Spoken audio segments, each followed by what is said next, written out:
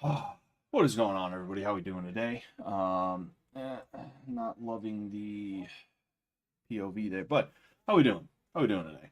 We doing okay? I sure hope we are. I sure hope we're doing just fine. All right. Today is UFC 311, and I got to be honest with you, I had no clue what was going on. I've been so focused on so many different things that I don't know when good cards are coming up, and this is a good card. We got Islam Makhachev versus, Renato Moicano. And that was actually not supposed to be the case. It was supposed to be another dude. I believe his name was Arman, and he has another name that I simply cannot pronounce, so I'm not even gonna try. It was like Tsar whatever, right? What's that, baby? Tasarukian. Tisarukian. That's how I would say. That's ridiculous. That's Tasarukian. that's fucking stupid. That's a fucking dumb name. Fucking stupid ass name. It was going to be those two, but Sarukian ended up getting injured this week, I guess, or something like that, you know? And Moicano stepped in on 1 day notice. That is fucking insane. And then in addition to that, we have fuck, I don't even know if I spelled his name right. I got to be honest with you. I don't even know if I spelled his name right. We just call him Marab. If you're a red-blooded American, you just call him Marab. That's it. All right. But there's Marab versus Umar Nurmagomedov. I can't believe that Umar Nurmagomedov has the most normal sounding name out of all three of those guys. The most normal sounding name out of all three of those is Nurmagomedov. That's fucking insane. But yeah, so those are the main events. We also have a couple other dudes fighting tonight. Kevin Holland is one of them. I always like seeing Kevin Holland fight. You know, he may never be championship material, but he's fun fight material every time. You know, and I think that's an extremely important thing. I think that should be a little bit more important than anything regarding like accolades and stuff like that. Is, do people enjoy watching you fight? You know, and if that's the case, then like you're not gonna have to worry about like, oh, dude, am I on a championship run or not? Like, you don't even have to worry about that. You just have to worry about, hey, do people like watching me fight? You know. Excuse me. There's room for fan favorites. Not as much room as there used to be, but there's room for fan favorites. And you know, it's fun to see dudes like that, you know. I'm a wino now. Every weekend for the last like 3 weeks we've been getting wine and we've been drinking it. This is a white Zinfandel. This is a white Zinfandel I'm drinking tonight. But I'm surprised anyone bothered to step in for the fight versus Makhachev with how extremely unforgiving the UFC is. And I talk about this every now and again with dudes who are, you know, they're brought in on like a week or two notice by the UFC, and then they get cut really quick after, right? You'll have dudes who they get brought in to fight top 10 talent on 2 weeks notice. Dudes that weren't even in the promotion. This is their onboarding is, hey, fight Sean O'Malley. Hey, fight this guy who's in the top 10, right? And of course they lose, and then they lose another one after that on a decently quick turnaround a lot of the time. And then fucking all of a sudden Dana's like, nah, get him the fuck out of here. Get him out of here, you know? And that's something that is just like that's one of the things that made me second guess fighting as a career, you know? I love martial arts, I love fighting. I want to fight again. Hopefully it's going to be this year. I just got to see how much weight I can lose and how taking care of my back and my neck I can make it, right? But like when it comes to fighting as a career, especially fighting in the UFC, I was like, slowly but surely I started looking at things and I started realizing like, dude, that's not even worth it. You know, it's straight up not fucking worth it. Uh, you know, it's just, hold on one sec. I want to make sure of something here. What's going on, by the way, Neon? What's going on? Like they treat people who do them favors like shit. And make no mistake, Moicano is not doing like Moicano is not having a favor done for him. He's doing a favor for the UFC. The main event was going to fall through, and the co-main was main event worthy. Don't get me wrong, right? So it's not like this is a weak card necessarily, but it wouldn't have been as strong as it is now without Islam Makhachev on the card, and because of that, Fucking they should be sucking Moicano's dick right now. They should be doing him favors, right? Because he's doing the UFC a favor. But of course, they're gonna turn around and they're gonna try and make it into this thing where they say, well, actually, he got a title shot. We gave him a title shot, and it's like, yeah, you wouldn't have given him the title shot if he wasn't deserving of it. Even if you don't feel he was deserving of it right this second.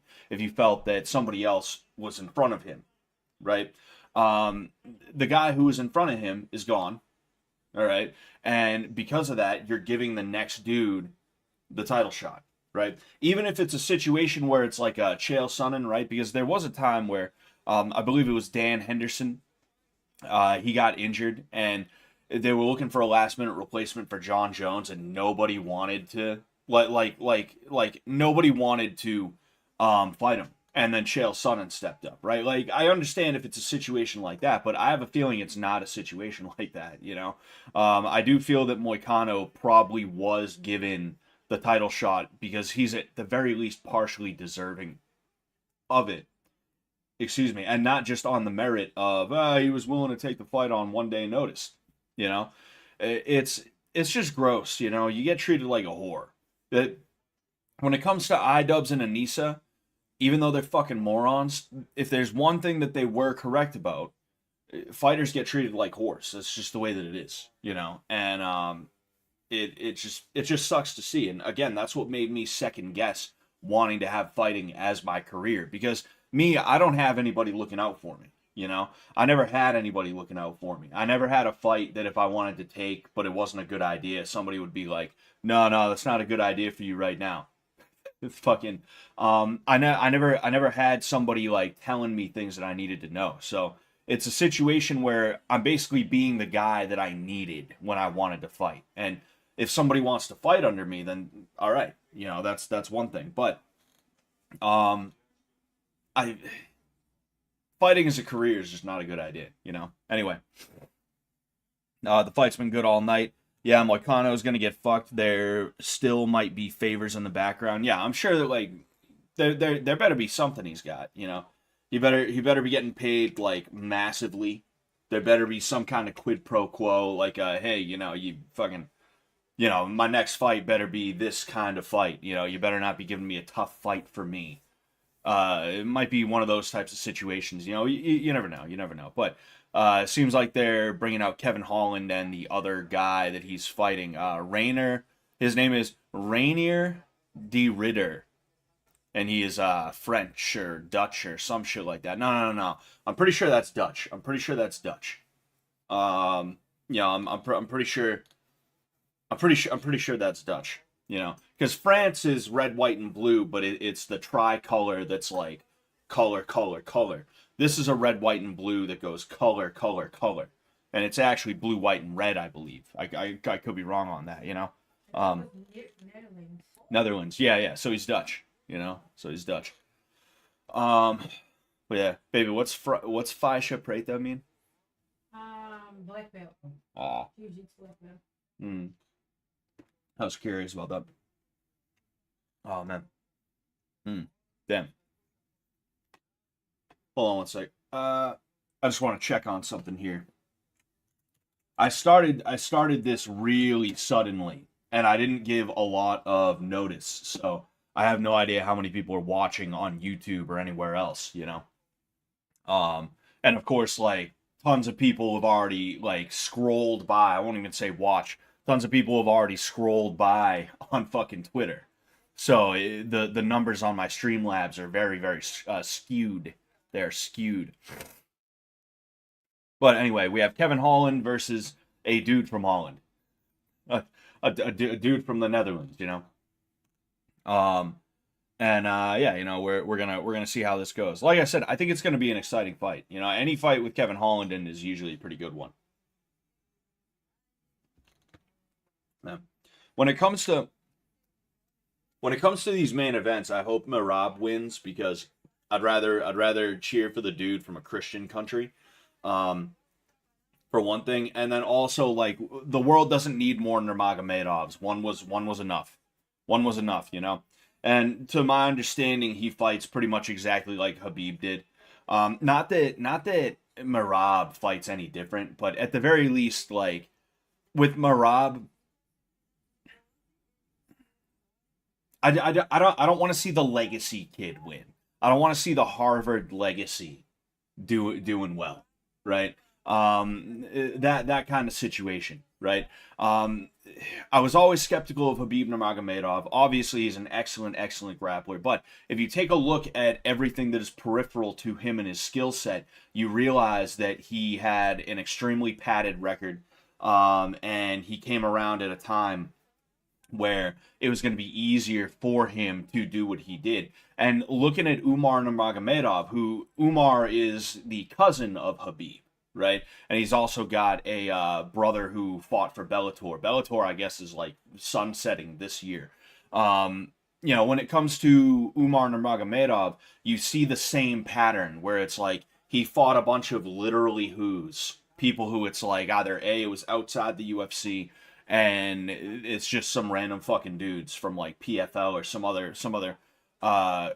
other promotion, and then he gets to the UFC and it's a bunch of dudes who he was clearly fed. Dudes were being fed to him until he hit Corey Sandhagen, in which case he won via decision. I don't know how that decision was, but he just seems like another Khabib Nurmagomedov. Now, Islam Makhachev, on the other hand, as much as my wife's going to hate me, because Moicano is actually from my wife's city, believe it or not. I actually wouldn't mind seeing Islam Makhachev win, because, for one thing, he seems like a genuinely good guy. He seems like a really nice guy, but then in addition to that, he's at least got hands, and he has exciting fights every now and again and stuff like that, right? So I think that as far as like the Dagestani wrestlers, Islam Makhachev is actually the black sheep, because he actually knows how to fight for real. He doesn't just pick on the weaker victim. He fought Charles Oliveira. He fought Volkanovski a couple of times, right? Although that first Volkanovski fight, he held on for dear life, let's be honest. That second Volkanovski fight, you can also say that Volk only had 2 weeks, all right? But it was still an exciting fight nonetheless, right? That second one. And he also is taking challenges, right? He's not trying to stay away from dudes that might actually like take the belt from him, and I can appreciate that. I can appreciate that about him. It says 9 on YouTube. Oh, fantastic! We're breaking records here. We're breaking fucking records here, kid. I didn't even shill this in my own Discord server. I just realized I got to post that to my server real quick. Bada bing.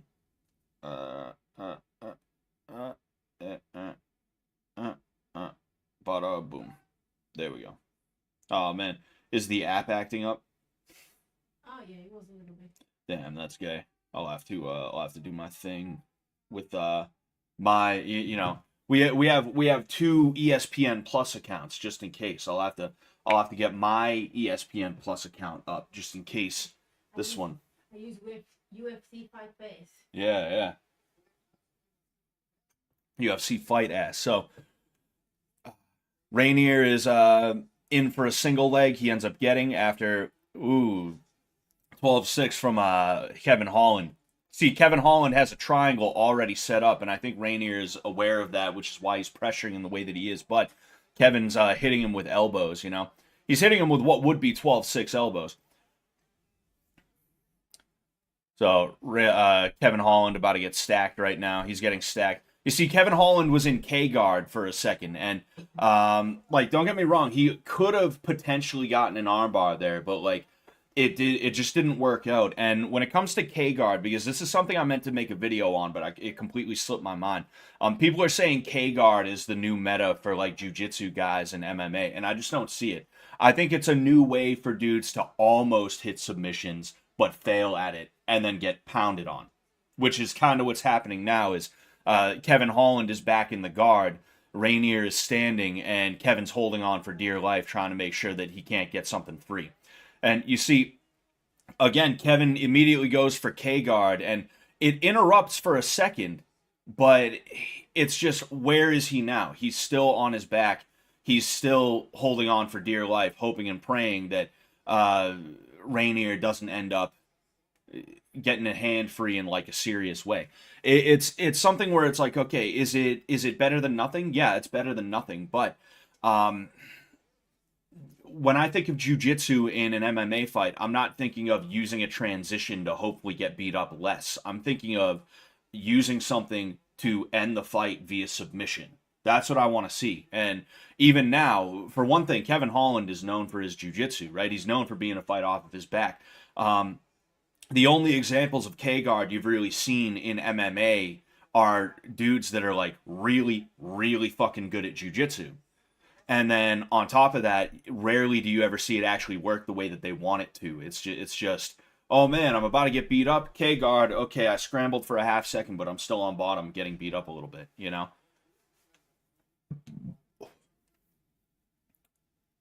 See, now Kevin's against the cage. He's getting jab crosses rained down on his head. He's defending intelligently, which is good. You know, he's not just sitting there taking it. But it's just not good for him, you know. And oh, now Kevin has gone to his back. Excuse me. Rainier is trying to take the back because Kevin has rolled over. I'm a little drunk here. Excuse me. Kevin standing up. Rainier has one hook in. He looks like he might end up falling off though. He might fall off, but I can't say that it's he readjusted a little bit. He might end up slipping off. Kevin Holland is tripoding right now, and Rainier is starting to slip forward. And oh, Kevin rolled forward. Now Rainier has the triangle. He's got to be careful where he lets his leg though. You see, Rainier has a body triangle in now. He's also got the back take, and he is digging for a rear naked choke that he might have, but I don't think it's in as deep as it could be. So Kevin is fighting. Kevin's got his. What was that? What? Did he tap? That's it. Yeah, he tapped. Yeah, he tapped out. It was so weird. He went from like barely fighting it to tapping his own body. It almost looked like, and it was just like so nonchalant the way it happened, But anyway, yeah. So Rainier ends up winning via rear naked choke.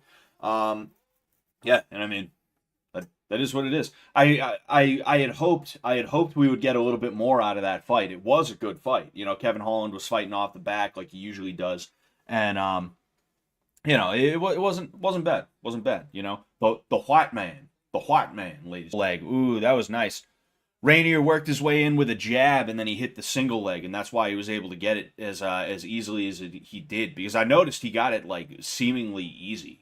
Kevin tried to throw a counter hook on the forward progression, but he ducked under it and got that single leg. Um, and that was really good. That's a textbook single leg in MMA because singles can be really difficult to get. A single leg relies in some cases on you having a shoe or something to grab onto. It makes it a lot easier when you have something to grab onto like a wrestling shoe or gi pants or something like that. You don't see a lot of single leg takedowns in MMA, You see them off the cage every now and again, but the middle of the cage like Rainier did, that was pretty impressive. That was really cool. That was cool to see.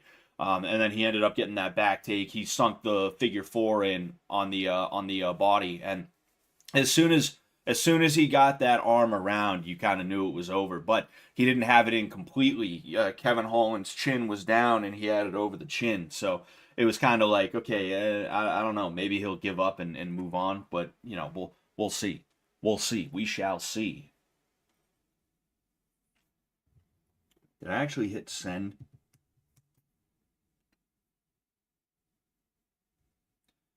Uh,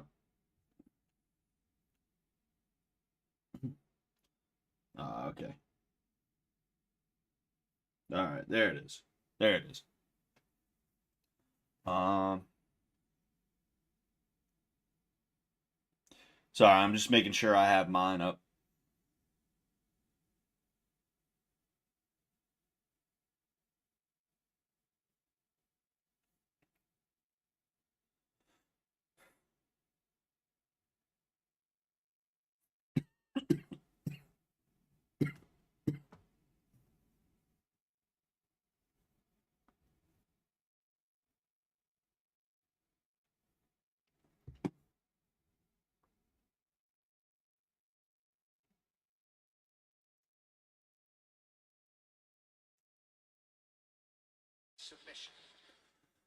All right. Here we go. I have mine up just in case. Oh man. I'm trying to like I had a weird week. I was supposed to go back to work this week, but I didn't because my job is being like really fucking stupid, you know. Um I've a while ago I told you guys about the plight of my or the situation that I'm in, and you know, I'm finally ready to go back to work. My shoulder, my back, my neck, they're kind of like, you know, they're mostly healed up. I got to keep doing exercises and shit like that. But before I even went out with the injury, I was suspended from my job because my bosses had this conspiracy against me, and I shit you not, like it's like legit, like it's clear what they were trying to do the entire time. They suspended me before they had a reason to, and then they scrambled to find reasons that they then used to try and justify the suspension. They were that desperate to get rid of me. They were like, let's just get him out now and we'll find a reason. And they couldn't find a good enough reason to fire me outright. You know, I fought them about other bullshit that they tried to pull. And funny enough, the guy who was like the leader of the conspiracy, the George Soros, the Rothschild of this conspiracy, he got fired for sexual harassment. So, haha, who had the last laugh there? I'm actually, nah, fucking, I don't need to go deeper. I don't need to go deeper on that front, but, yeah, like, it's finally time for me to go back to work. I know these guys breathed a sigh of relief when I went out on workers' comp. But, like, now that it's time for me to go back to work, they're pulling all these weird fucking, like, bullshits. They're like, oh, you need a doctor's note to be able to go back to work. You're still on a leave of absence, even though your leave of absence says it ended in early January, you know? Weird bullshit like that. So, it's for reasons like that, me trying to figure out all this shit, that I didn't end up streaming this week. I'm going to stream tonight. I'm going to stream tomorrow, obviously, for Oblivion Sunday. And then depending on how things go, maybe I'll stream Monday. After all, it is Martin Luther King Day. And more importantly, Inauguration Day. You know, it's our day again. It's our day now. It's our day now, ladies and gentlemen. Fucking, so, you know, fucking, I'm not going to have that much to do because I'm going to have the day off anyway. But, you know, I'll probably do that just to make it up to you guys. Just to make it up to you. But, karma, man, workplace shenanigans is a no-no. Yeah, well, you know, you'd be surprised how often it happens. I've been in plenty of situations where, like, somebody pulled a move because I wasn't speaking their language and I got fired, you know? I'm not like Sam talks a lot about likability. I'm not a likable guy. At least not at work. You know. I'm nice and chill. I keep things on an even keel and stuff like that. And I'm not really a people person, though. When it comes down to it, I'm not exactly what you would call a people person. And because of that, fucking, like, when I'm at work, I'm not thinking about who can I schmooze. Who can I talk to?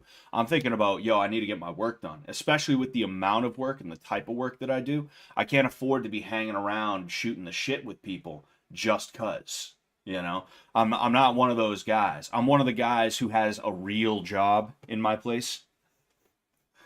You know, like jokes aside though, like, I don't have a job where I have a ton of downtime. So I'm constantly just like, go. And because of that, when somebody comes in, they say, what's up, Scott? And I'm like, oh, what's going on? And then I immediately go back to what I'm doing. And people don't like that kind of thing. People don't like that, you know? And I've had that situation occur in plenty of spots, plenty of places, you know? What was I going to say? They're showing old Ultimate Fighter clips and stuff like that. But, yeah, like I've been in plenty of situations, you know? I forget if I'll probably tell this story. I'll probably tell this story for my Patreon, you know? Although I don't know if it's even a Patreon-worthy story, but I took a job at a convenience store. They gave me an assistant manager position. They told me I was good to go. I told another job that I had that I quit because I was taking this assistant manager position. And then they were like, oh, no, we're not giving it to you right now. It's going to be in like 3 months or some shit like that, you know? So here I am, ass out because of these assholes, right? And slowly but surely, I get to a point where I'm like, yo, I can't take this anymore. You got to give me the money now, or I'm going to have to quit. And instead of them taking that for what it was, which is me saying, hey, you got to give me the money or I quit, they took that as I quit right this second. I'm telling you I quit right now. And obviously, everyone knows exactly what that sentence meant, right? It's an ultimatum. And you have the ability to reject or accept the ultimatum at any time, but the ultimatum is not in and of itself me quitting. So when I go in a couple of days later, because I had a couple of days off, right? I go in a couple of days later, I walk in back, and I'm off the schedule. And I'm like, what the hell is this? And I end up leaving because the manager isn't there. And I call and I'm like, yo, what's going on? Why am I not on the schedule? And I didn't even get an answer from that, right? I left a voicemail. And then the next day I get a call from the police saying I trespassed on their property. And if I come back, I'm gonna get fucking arrested, you know? Like that's a type of shit that I've had to deal with in the past, you know? So it's like, yeah, workplace shenanigans, you know, is a no-no. Yeah, fucking maybe for people who aren't in managerial positions, but fucking managers, yeah, they love that shit. They absolutely they can't get enough of that fucking bullshit, you know? You know, if I could go back in time and tell younger me, and I don't mean like 20-year-old me, I mean like 6 or 7-year-old Scott. If I could go to little Scotty and be like, hey, here's some advice. Invest in Bitcoin, I would. Now, if I couldn't go back and say that, the next thing I would say is, hey, everybody's just trying to get through the day, and they will utilize you in a bad way if it makes their day just a little bit easier. They will do that, you know? Nobody cares about the protocol. Nobody cares about anything until it ends up being something that makes their job just a little bit easier, or until they're able to weaponize it against you. So just keep that in mind. Don't worry about being the greatest worker ever. Just worry about getting through the day, because that's what everybody else around you is doing. And that's all they really expect out of you anyway, unless they're an asshole, which there's a lot of those out there, but you get what I'm saying. You get what I'm saying, right? Because that's something like, I took my teachers a little too seriously when I was a kid, you know? I took everybody a little too serious when I was a kid. Fucking, I can remember kindergarten, I'm messing around. Everybody's messing around. The teacher's like, oh, they're not going to put up with that in the first grade. You get to the first grade, you mess around the same way. Oh, they're not going to put up with that in second grade. Second grade, third grade, fourth grade, all the way up into fifth grade. And then you hit fifth grade and they're like, you're going to middle school next year. They're not going to deal with that. They're not going to put up with that. They're just lying.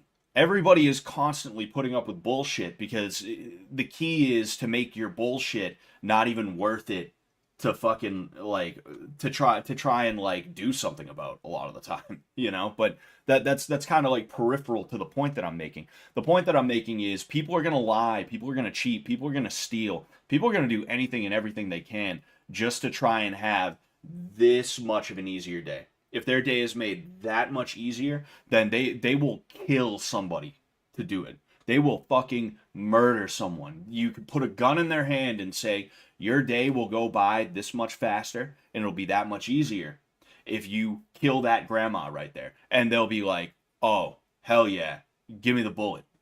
Is there a bullet already in here? Yeah, it's loaded. Safety off? Yeah. Like, they'll do it. They'll do it in a heartbeat, you know? And it's disgusting.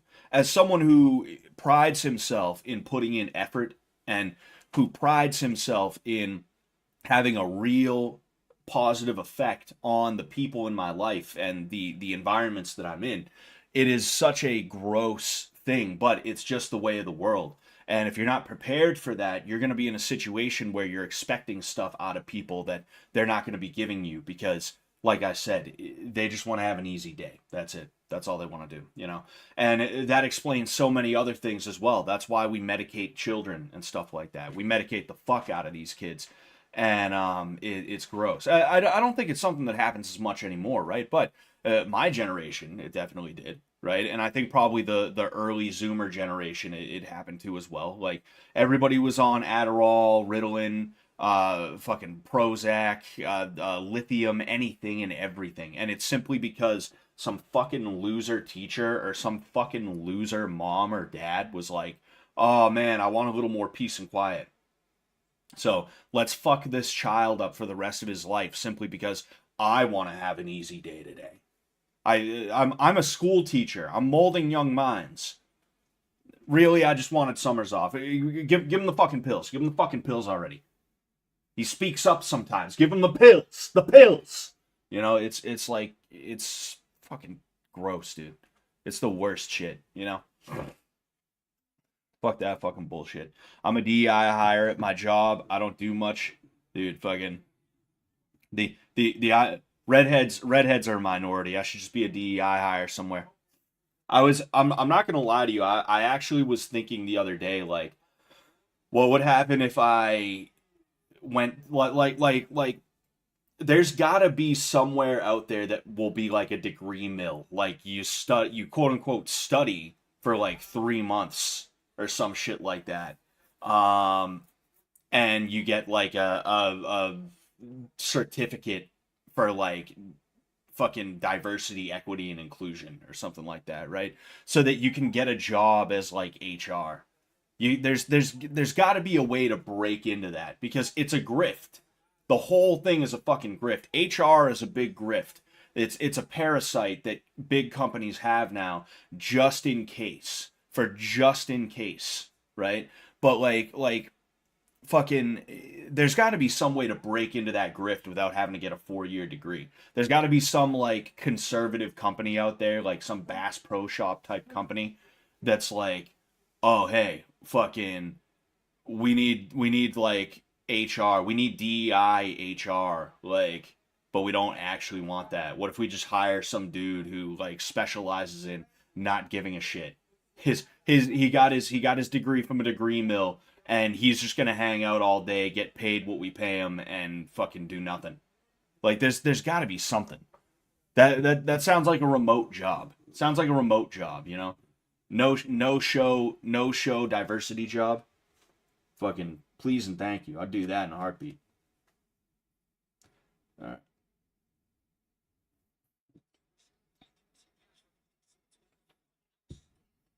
So we have uh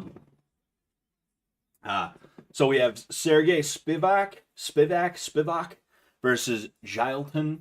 Did I say it right, baby? Jailton. Jailton Almeida. Almeida. Jailton. Fucking we have those guys versus each other, all right? My wife's fight pass is fucked up, so I'm using my fight pass here right now.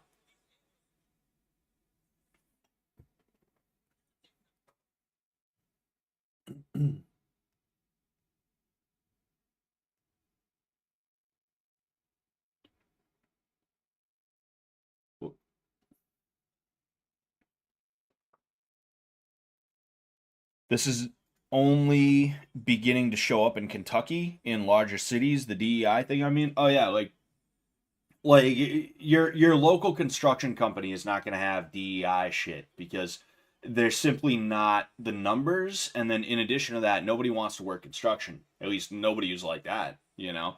But what you're gonna have is people Game of Thronesing their way to CEO positions. That's what was happening a lot with the Me Too movement. Not only was the Me Too movement people who like wanted a little bit of attention or like they were they were trying to like knock somebody off of they were not only was it people who were looking for attention and then like actresses whose careers were going downhill. It was also a way for women in the workforce to be like, "Oh, you need a female CEO. Luckily for you, that's my speciality. You better give me that fucking spot or else I'm gonna Me Too the fuck out of you." That's what the Me Too movement was in the corporate world, you know? When you need to knock off your competition, and pressure your boss into giving you something you don't actually deserve. That's what that was. It's fucking crazy, but it is what it is. So that's one of the reasons why people were told, hey, go into construction, is because fucking it's you're not gonna have to deal with like pink haired weirdos and shit like that. I've known like 3 or 4 women in my entire life that do some kind of construction, and they're not ditch digging. They went to like a school where they learned how to like weld or something like that. It's something where it's like, okay, like, it's considered to be a man's job, but it's not like you're lifting a man's weight. Kind of those kinds of situations here.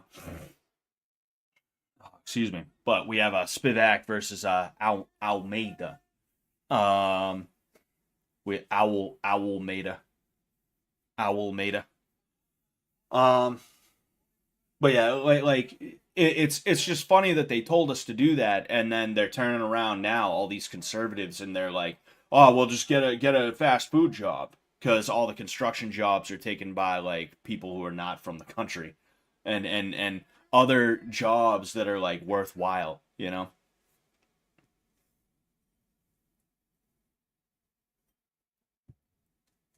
Oh man, damn, both of our shits are fucking up, which is really dumb.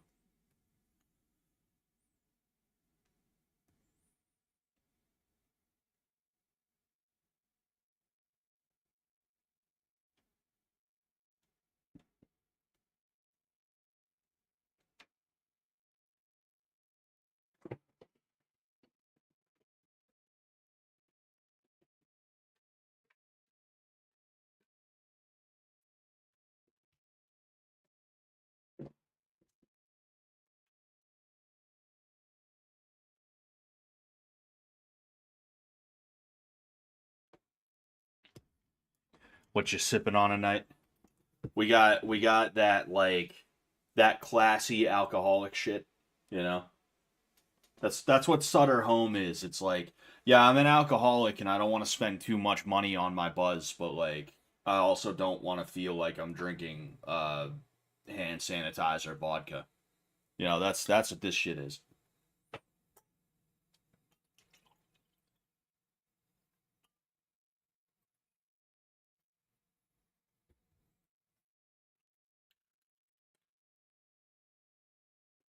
Ah, dude, this is fucking bullshit.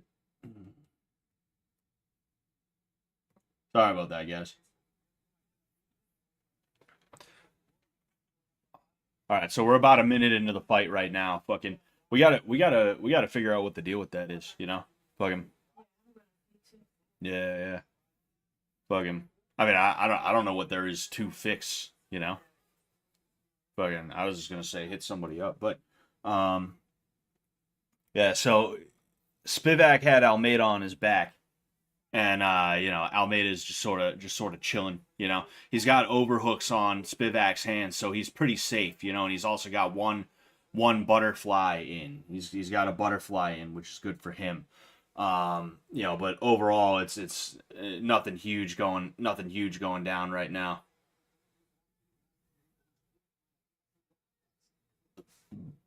Oh, excuse me. Hmm.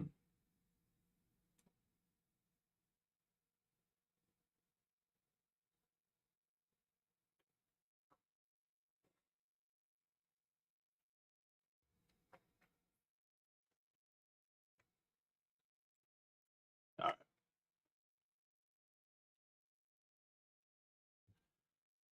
So yeah, they're still just chilling there. Looks like Almeida is trying to get to his feet. He might be trying to wall walk, but Spivak is walking him over to the side and breaking him back down.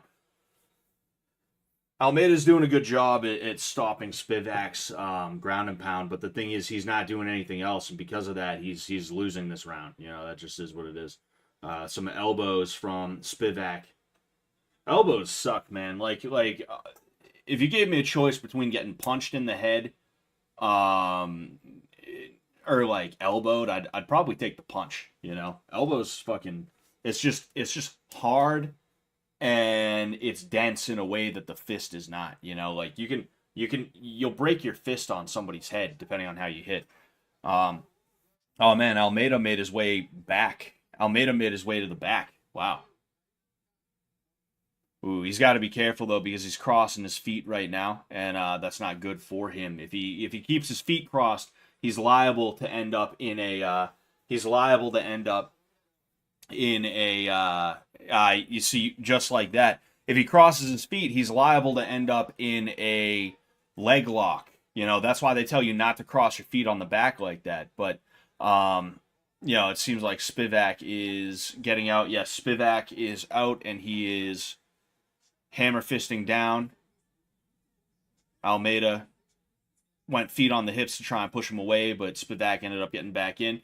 And now Almeida is going back to that overhook position. He's got an overhook and an underhook, and the underhook is on Spivac's right arm. So, yeah.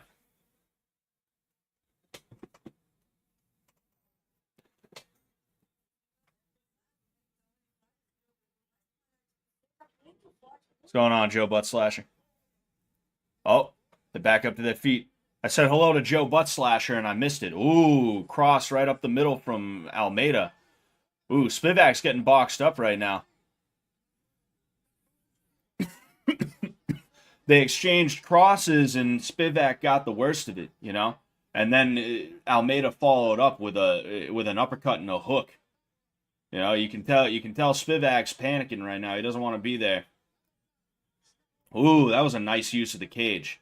That was a nice use of the cage right there. But unfortunately, he's having a hard time getting up. He used the cage to try and bump and get out, and he almost did. But now he's just broken down on his back. And with 7 seconds left in the round, Almeida is declared the winner. Yeah. You see, Spivac just kind of gave up, which, like, that's how a lot of fights end, if I'm just being honest with you. Like, and I've had fights that have ended simply because I was like, nah, I don't want to be in here anymore, right? You get tired, you start feeling things go downhill, and you're just like, oh no, there's no point in this keeping going, you know? Which, like, you can say whatever you want about that, you can think whatever you want about that, but like until you're in that exact position, you can't really talk. And you know, it's a situation where it's like you have to think about what's on the line.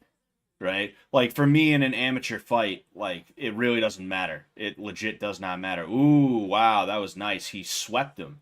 Very rarely do you see sweeps in MMA, and that was a really sick sweep right there. And that set up for that cross that, you know, really turned it for Almeida. That was really sick to see. He used Spivac's attempt at a guard pass to sweep and then get up and then, you know, do what's on screen right now. And like, as much shit as I talk about how modern MMA has become,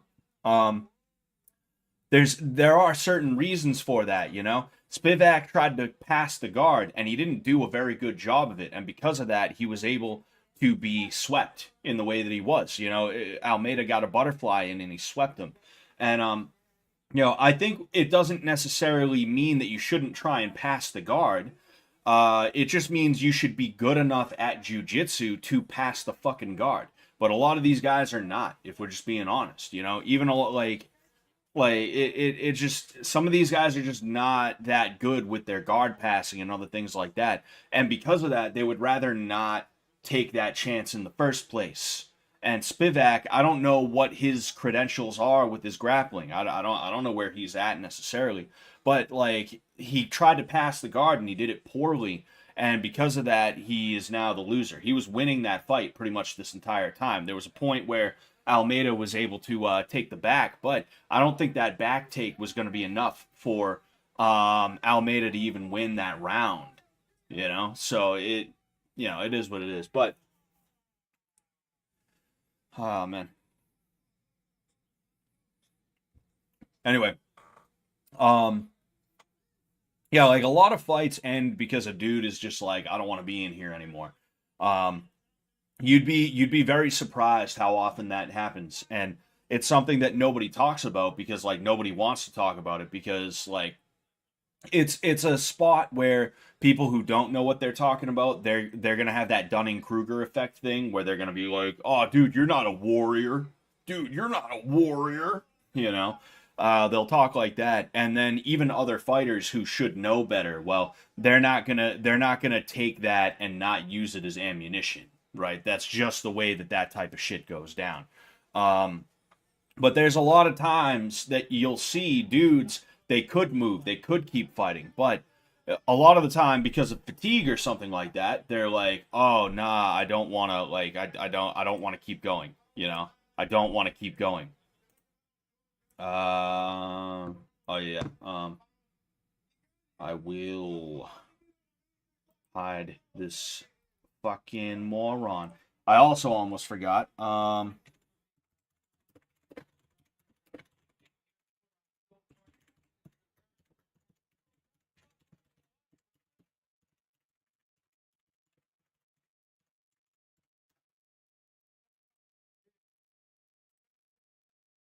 All right, there we go. There we go.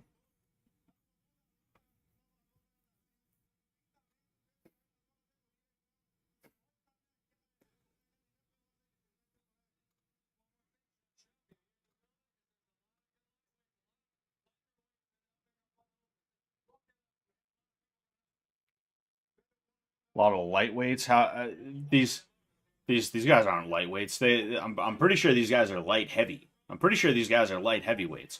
I'd be very surprised if these guys were not light heavyweights. I forget what. In fact, you know what? Sergey. Heavyweight. Yeah, they're just straight up heavyweights. I don't know what the hell was he trying to say there? We have a lot of lightweights. It's like, what, you mean dudes that are almost 100 pounds lighter than you? You want to fight some lightweights? Oh man.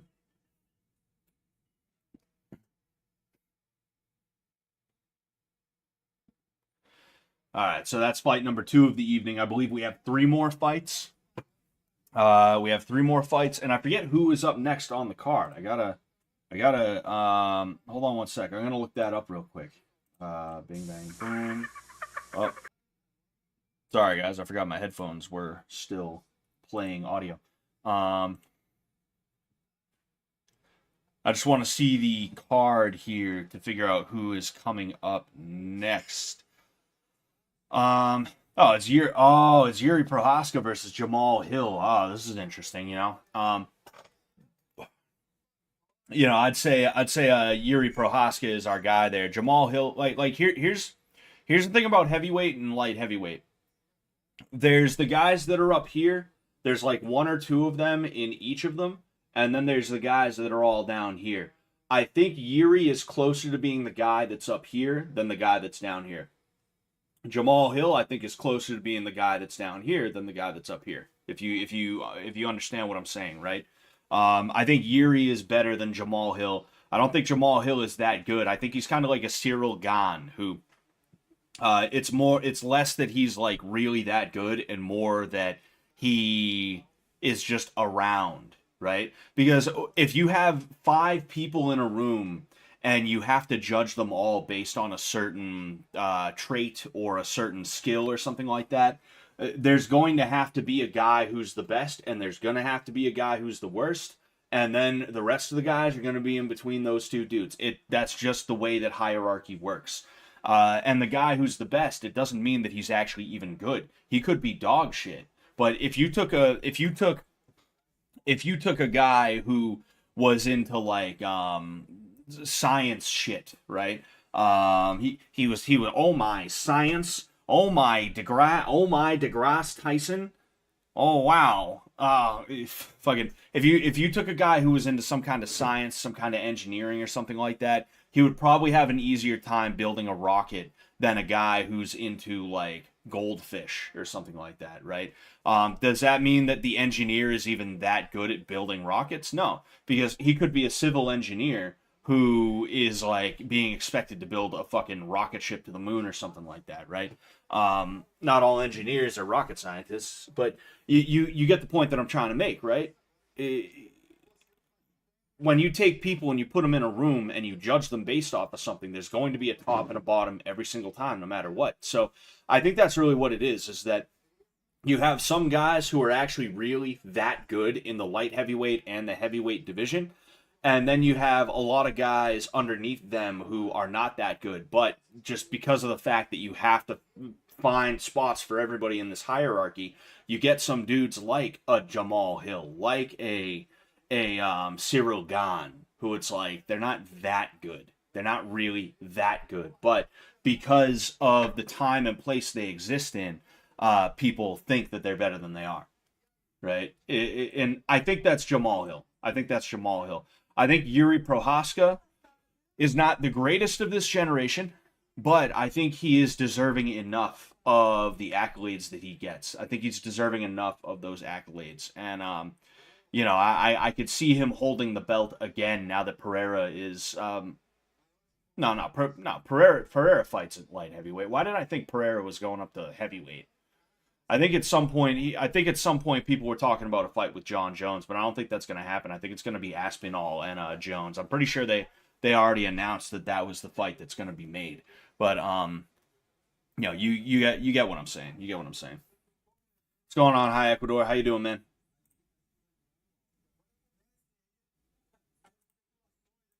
I'll give you guys a if I stream Monday, we're probably going to be looking at this dude.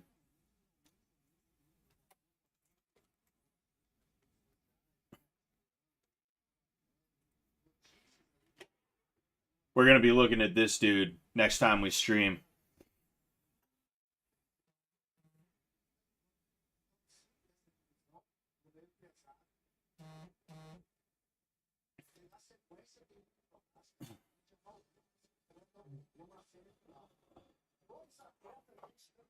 See, this guy was going around. He was making the rounds like 10 or maybe a little less years ago, but Yi Long, the quote unquote Shaolin monk. He was not actually a Shaolin monk, but he was just a really smart guy who realized that a fucking bald Chinese dude wearing monk pants is going to be really, really good viral. It's gonna be viral feed. It's gonna be viral fodder, And sure enough, it paid off.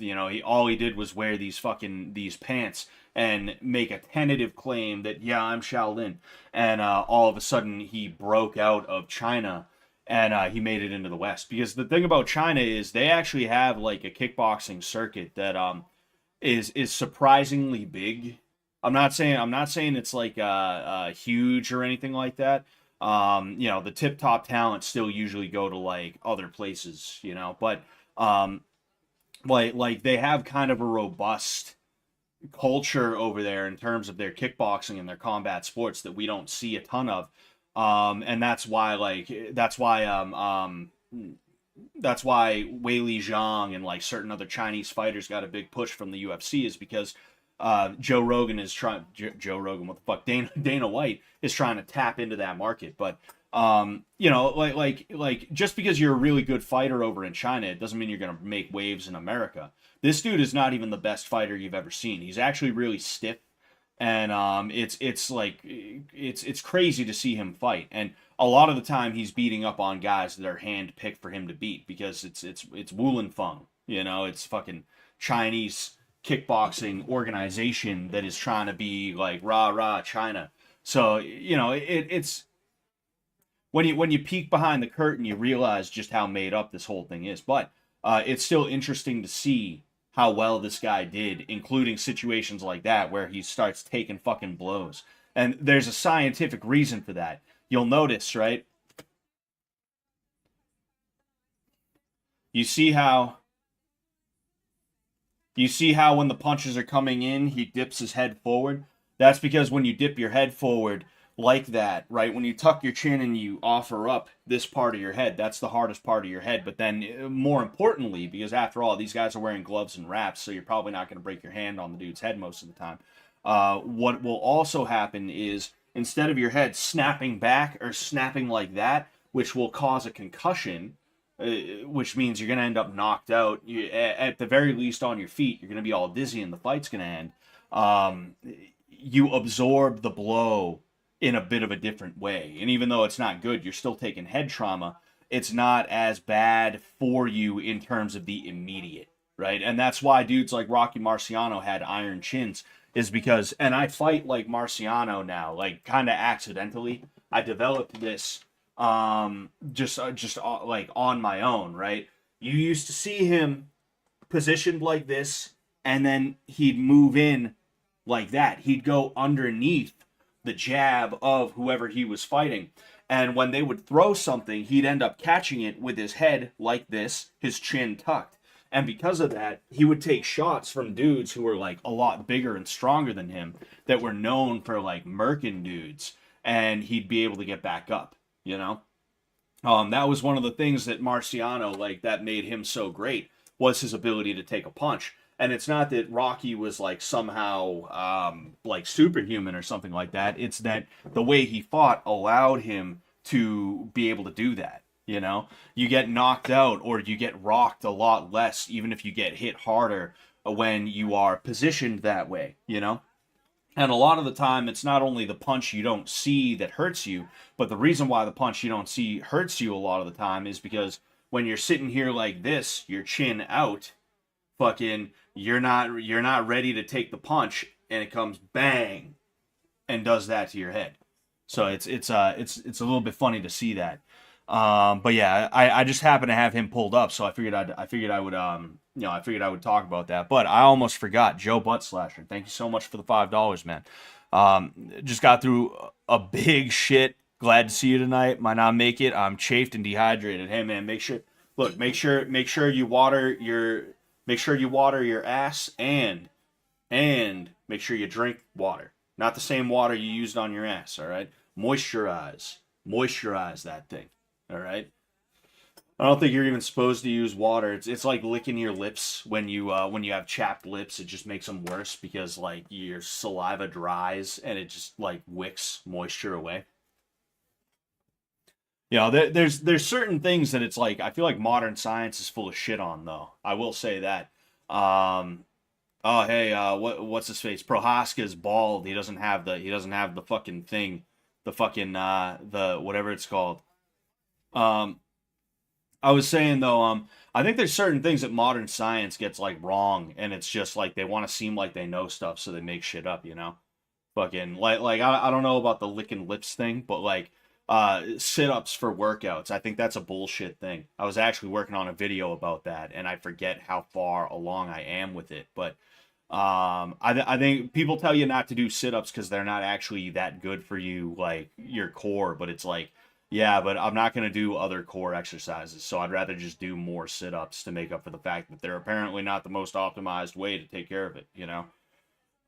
Demolition Man was like, the part of the Cocteau plan, part of selling the Cocteau plan to people was saying that their weird man-made horrors beyond comprehension were actually better because they were 60% more optimized. They were 60% more optimized. And I think that's where science is heading to a degree, you know, to a certain degree, you know. But yeah, so we have Prochazka and Jamal Hill staring each other down. Hopefully this will be a good one, you know. I do think it'll be a good one, even though I don't think Jamal Hill is going to be the winner. I do think it'll be a good fight, you know. I'd like to believe it's going to be anyway.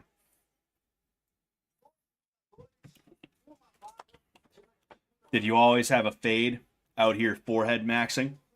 When you say fade, do you mean these or what? Do you mean fucking my balding? Because no, I wasn't always missing hair here, you know. My hairline has receded for sure, you know. And I think it's gotten better. I think it's gotten a little bit better. I'm not saying it's perfect, but I was losing some hair here. It was thinning here. And I think it's gotten better, right? And I think it's for a couple of reasons. For one thing, I'm trying to cut down on stress to the best of my ability. But then in addition to that, I figured out that I guess dollar store shampoo is not good for you. I went to a guy who cut my hair and he's like, "Oh, you have a rash all over your head, dude. Fucking, you need to switch shampoos." So I use better shampoo now, you know? Before the fade, he had dreads, exactly. I was a Rasta.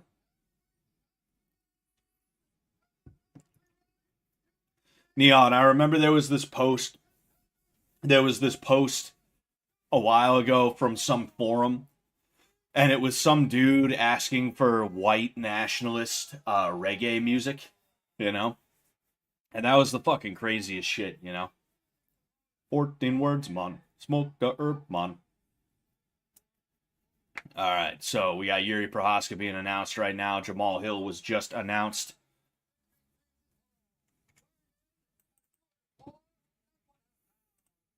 Bada bing, bada boom.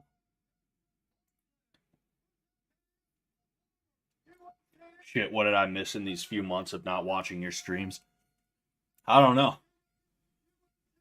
I mean, RAC kind of was, early Skin Music was. Well, yeah, like that's the thing though. It's like, at what point does something become so different that you can't say that it is that thing anymore, you know? It's like people say rock and roll was a black invention, and it's like, you're going to tell me Metallica was like something that black people would have made? No, no, black people wouldn't have made Metallica. I'm sorry. It's just not something that would have happened, you know? Um, and then in addition to that, it's like, was rock and roll really made by black people? Or did black people take a form of music that was made by white people and morph it into rock and roll?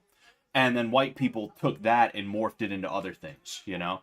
If you look at it, that's really what happened, you know? So like, I think that is kind of what probably happened with ska to some degree, but I could be wrong about that, you know? Yeah, that was always like a lame thing. Is like, oh, dude, fucking, they took rock and roll from the black community, and it's like, yes, as I lay dying, some dude from Detroit would have made "As I Lay Dying." That's what would have happened, you know. I'm sure hardcore music would have been a hit in late '80s Compton. I'm sure that would have been a big hit. All right, so feeling each other out right now. Jamal Hill trying to target that lead leg with some kicks. Nothing too huge is happening right now. We got a kick from Yuri Prochazka. Jab from Jamal Hill. Ooh, lead cross from Prochazka. You see Jamal Hill is in a lefty stance right now. Ooh, that was nice. Prochazka slipped a jab and came over with a cross. You see, Prochazka's switching stances. I don't know if Jamal Hill switches stances or if he's always a lefty, you know? I always forget how these guys stand, but if there's one thing for sure, Prochazka's switching stances, and I think that'll be a key to victory. Ooh, so Jamal Hill just switched stances. He's in a righty stance right now. Ooh, oh, hey, nice knee from Jamal Hill. I don't know if it landed, but that looked pretty good.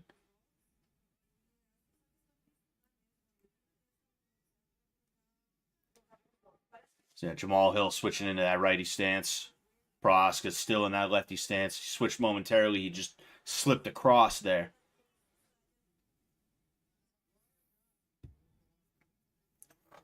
Nothing really landing from either of them momentarily. Inner leg seems to land from Prochazka.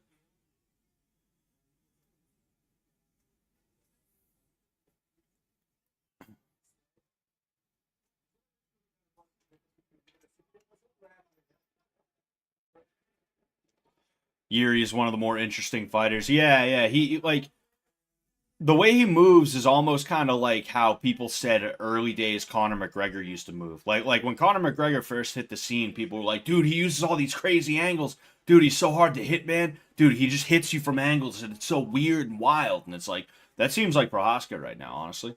You know?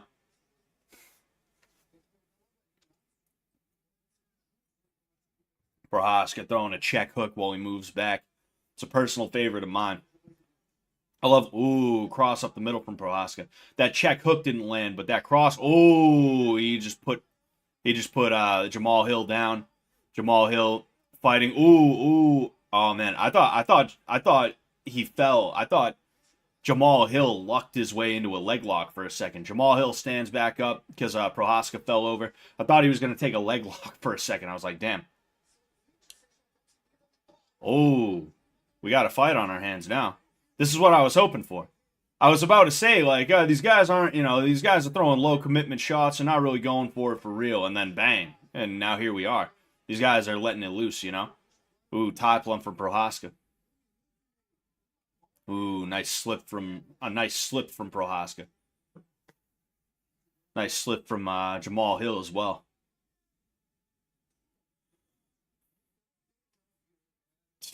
Ooh.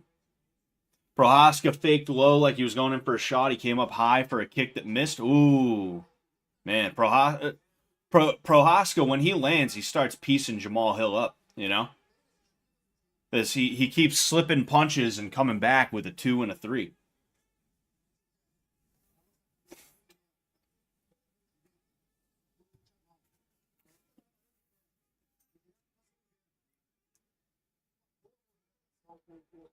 Damn. Prochazka keeps leading with that cross up the middle. He keeps switching into an orthodox stance while Jamal Hill is in a lefty stance, and he keeps finding that cross right up the middle. That's money for him. And Jamal Hill just switched into a righty stance, and now Prochazka is in he keeps switching to the opposite stance of what Jamal Hill has. So that's how that was part of his strat. That was definitely part of his strategy to lead with that cross every time. There it is. Jamal Hill switched into a lefty stance, and Prochazka switched to be opposite. Ooh, another cross right up the middle.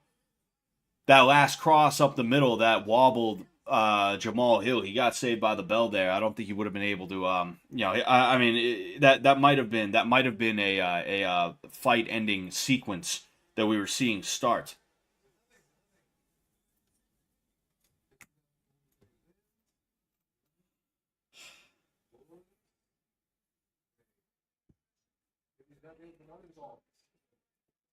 Oh, excuse me. Yeah, influence does not equal make. And exactly, but like what you see from a lot of these like race hustlers is like, black people invented everything. White people never invented anything. They just took black inventions. And it's like, well, what did we take? Rock and roll, for instance. Oh, really? Well, what do you use to make rock and roll? Guitar, drums, etc., etc. I could believe that Africans discovered the concept of percussion, but I don't think they had guitars. I think Europe invented the guitar. If not Europe, then somebody other than Africa invented the guitar. And then Africans in America took the guitar, learned it, and then started doing their own thing. And in order to learn it, they learned songs that were invented by white people. I think that's probably what happened, Fucking that's like saying if I tried to implement something that I see Jamal Hill use in this fight right here.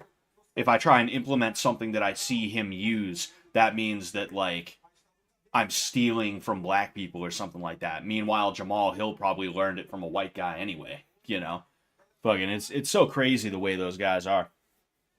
Probably Asia. Yeah, maybe Asia. I could see Asia, but also like what? We're gonna look that up after this round.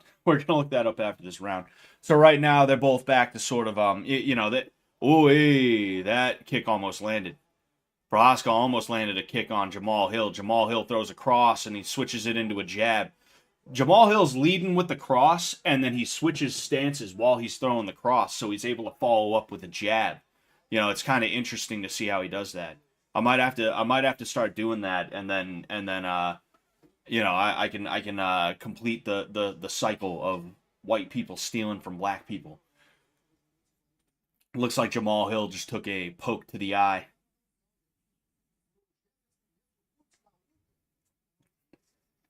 Oh yeah.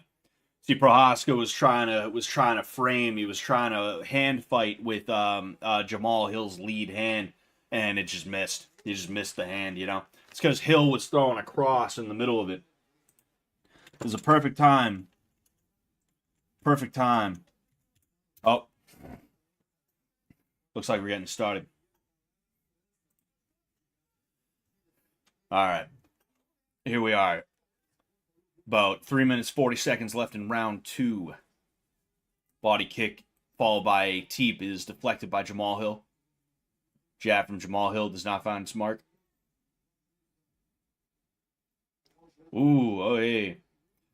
See, Prochazka missed what was supposed to be a stomping kick to Hill's lead leg, and Hill made him pay for it. He pieced him up a little bit, looks like. He almost landed a knee, too.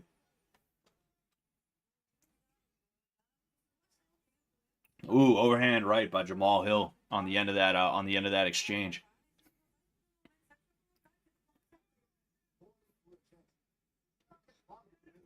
What I'd like to see from Prochazka is I'd like to see him start throwing body kicks, not just ooh, hey.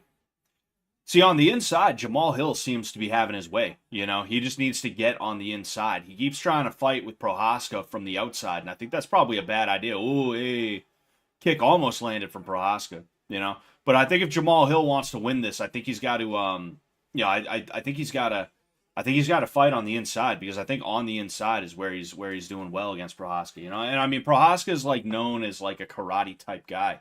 So he's going to be better off on the outside like that. You know, he wants nice long punches and things like that, you know. Oh, yeah, there was an eye poke from Jamal Hill there. He took a punch. Didn't really go all the way through, though. You know. But I'd like to see Prochazka start throwing teeps to the body, you know. And then I'd like to see him fake a teep and come around, right? So single shift forward. So, like, fucking, he throws teeps, right? And then he fakes a teep. He brings a leg up here, puts it down, and then goes bang. Obviously, I can't really show that. I think that'd do well for him, considering the way that he's been fighting this whole time. You know.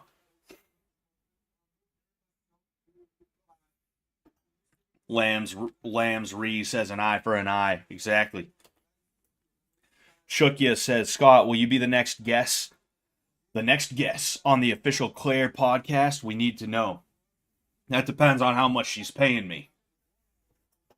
My speaking, if she's going to pay my speaking fee, then all right. Yeah, I'd do a podcast with Claire. Why not? You know? It's been a while since I've spoken to her. She's all right when she's not being a queer.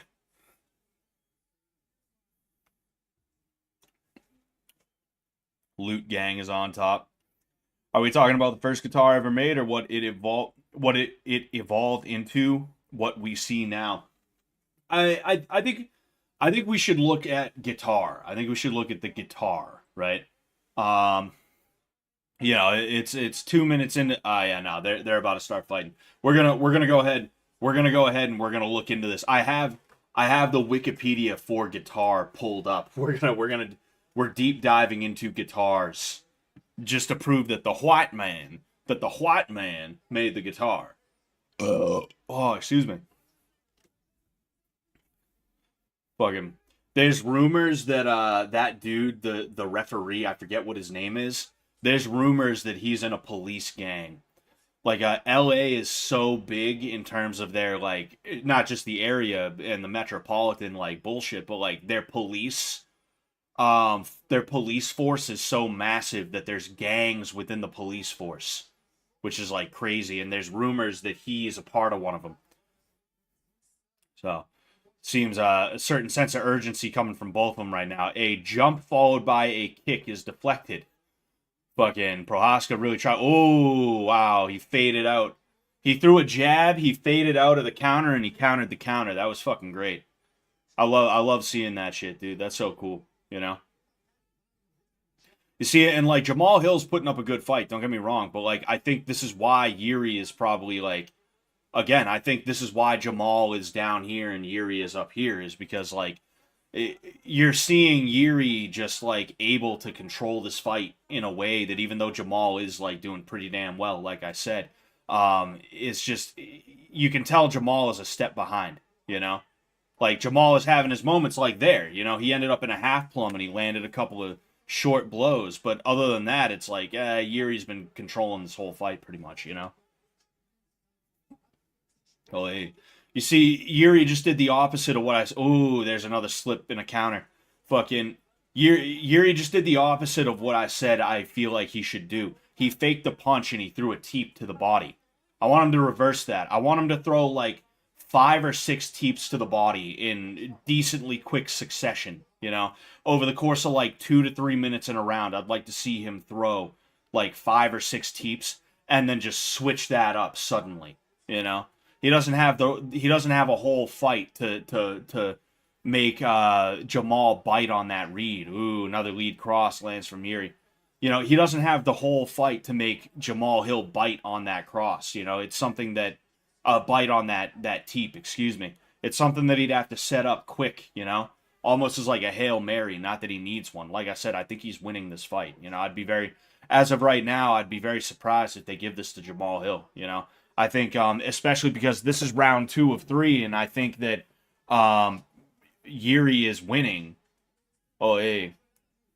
I think Yuri's winning. Like, Jamal's gonna need a knockout, I think Yuri definitely won the first round. Obviously, he got a knockdown, And then I think the second round was a little bit closer, but I do still think it was Yuri's round, Man. Never mind. Guess guitar was invented by the Italian. We win. We win. Hey, we win.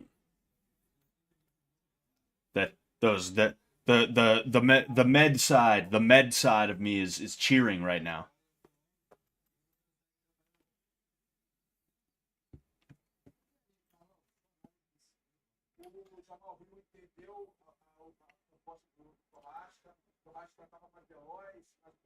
You see that kind of kick right there, a teep, And the thing is, like, Jamal Hill is biting on it already. He tried to defend that teep, and when he couldn't defend it as well as he wanted to, he just was like, all right, fuck it, and he jumped in with that hook to the body. If Yuri would fake a front kick, fake a teep, and then come around, bang, with a hook, like, that's so fucking powerful. And Jamal is not going to see it coming. And he's going to end up flatlining him. He will not be out on his feet. He will not be TKO'd. It will be a pure, like, knockout. He will be on the ground unconscious, I like fights like this way more than the grappling ones. Oh, yeah, me too. This is a pretty good fight. This is a pretty good fight. I kind of felt like it'd be a pretty good fight. And I'm definitely happy with how it's gone down thus far, And I think it's only going to get better because Jamal Hill seems like the kind of guy who he's not going to take the third round off even though he's losing, He seems like he's going to really be like, nah, I got to fucking move. I got to go, And that's a good thing. That's good to see. Oh, hey. Kick. Oh, uh-oh. Oh, man. He's got him on the run.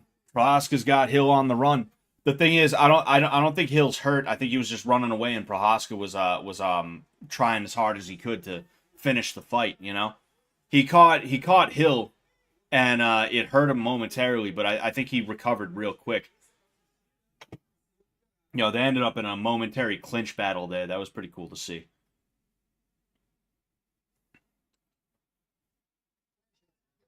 It was like a readjustment on my fucking thing. So we got 3.5 minutes left.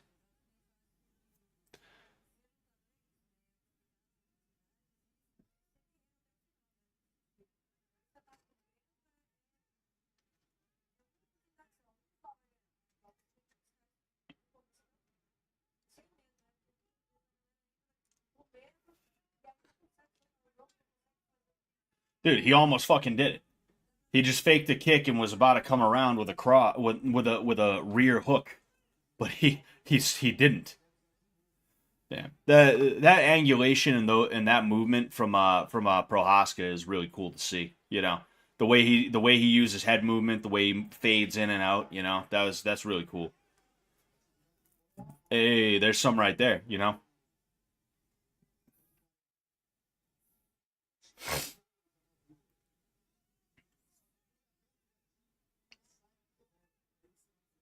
Oh, yeah.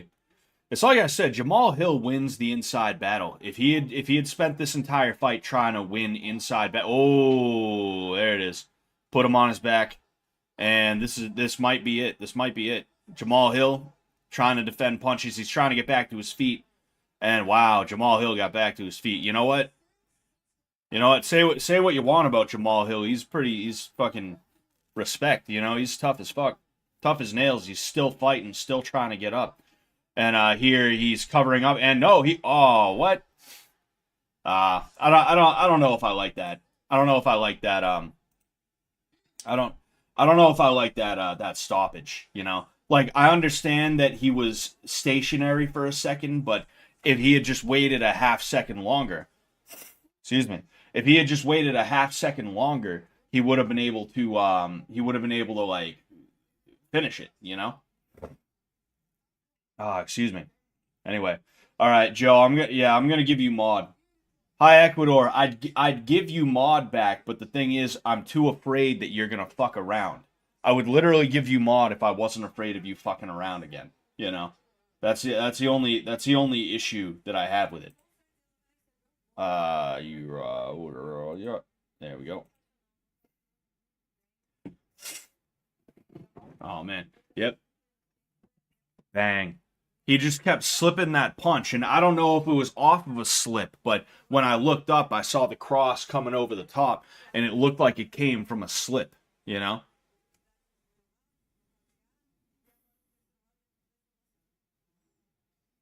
man. You know, you got to give it to Jamal Hill. He didn't stop fighting. You know, I didn't even like that stoppage. Like, was it gonna end probably pretty soon? Yeah, I would think so. Actually, I'm not sure. I'm not sure. That might have been an all right stoppage. That might have been an okay stoppage. You know, potentially. I don't know. I don't know for sure. You know, we'll see. We'll see. But anyway, I'm gonna get up real quick. One sec.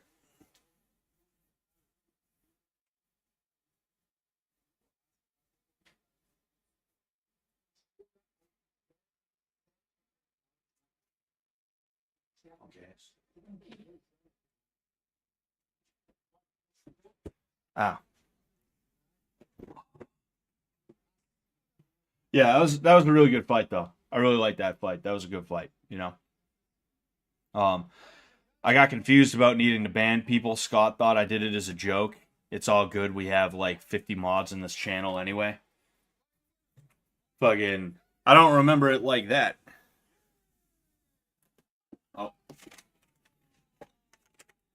I have a Macron.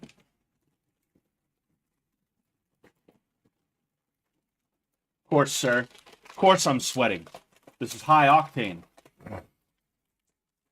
What are the odds Islam loses? Probably not very high. This is a Nutella Macron. That's real good.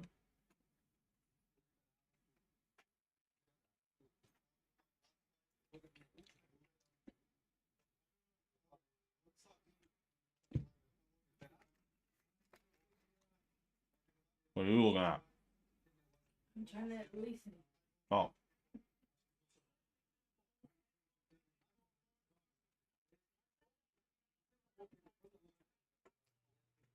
Scott has the former president of France in that bag. Is Does France have a new president? Did Macron resign? That'd be really weird if Macron resigned. Because then you have Canada. I mean, I'm pretty sure Macron would have resigned before Trudeau did, but it's crazy the way Trudeau resigned. Like, did he give a reason for it?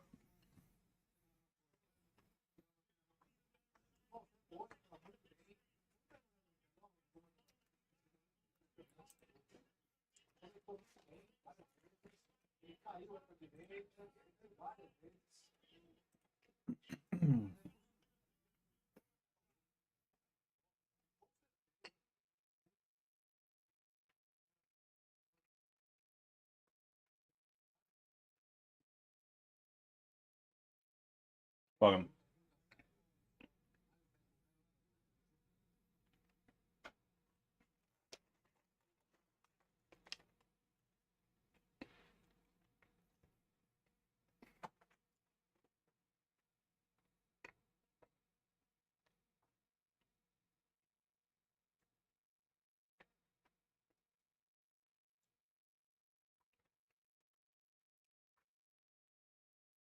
Sorry, I'm just like enjoying my Macron. like I'm enjoying my Macron reading silently about fucking guitars. Like, interesting. The The origins of the modern guitar are not known before the development of the electric guitar and the use of synthetic materials. The guitar was defined as being a flat back, most often with curved insides. The term is used to refer to a number of chordophones that were developed and used across Europe, beginning in the 12th century and later in the Americas. A 3,300-year-old stone carving of a Hittite bard playing a stringed instrument is the oldest iconographic representation of a chordophone, and the clay plaques from Babylonia show people playing a lute-like instrument, which is similar to the guitar. So basically, it's Europe, and everything before that was like a proto sort of situation, you know?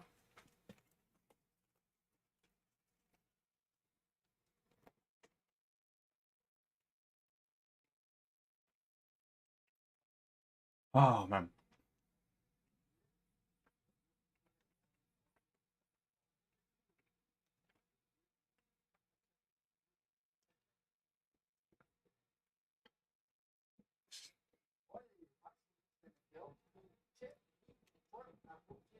Anyway, Trudeau resigned because it's actually the WEF finance minister, Christina Freeland, who really runs the show. Yeah. She's the Dick Cheney to Justin Trudeau's George Bush.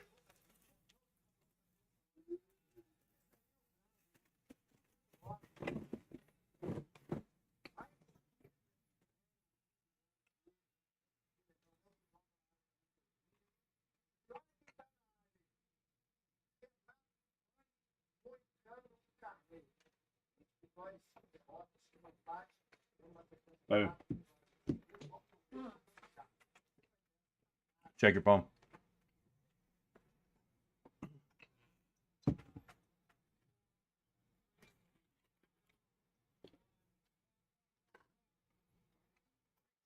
Yeah, I'm gonna have one more. I'm gonna have one more. We bought this today. Baby, look at how much wine you drank. You have a problem. Oh yeah. Yeah. I think we both have a problem. I'm not even drunk. Like, I'm not even like buzzed. Like, I'm kind of sitting here like, oh, you know what? I want to be, you know, I want to have a little buzz. I want to have a nice little buzz. And it's just not working. Because you have been drinking.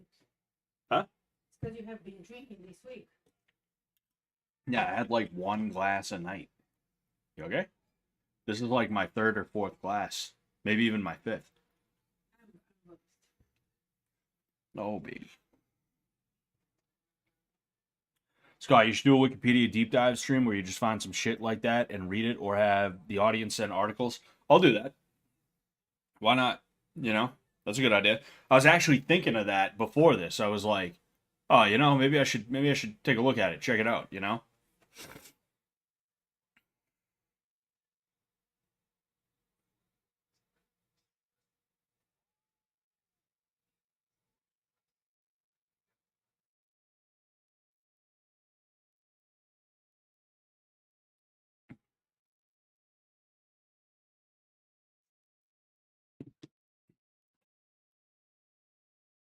In a half hour, Scott's going to be beating his wife on stream.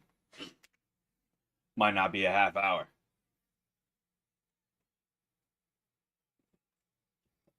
That white Zinfandel, that brings the demon out of me.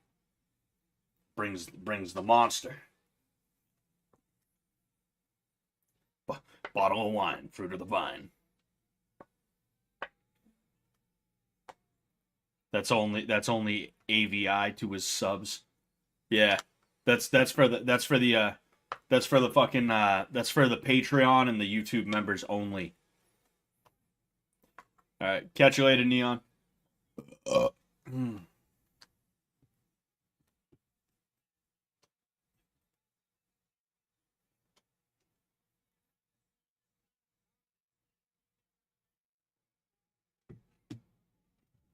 Weili Zhang is gonna be fighting. Like it's crazy how some of these people, like, they come on and they make a huge splash and then they just kind of fade. You know, it's like Zhang is one of them. What's her face? Holly Holm is one of them. Like, she came onto the scene, and I know in hindsight it's real easy for me to say this, but I swear I knew it at the time.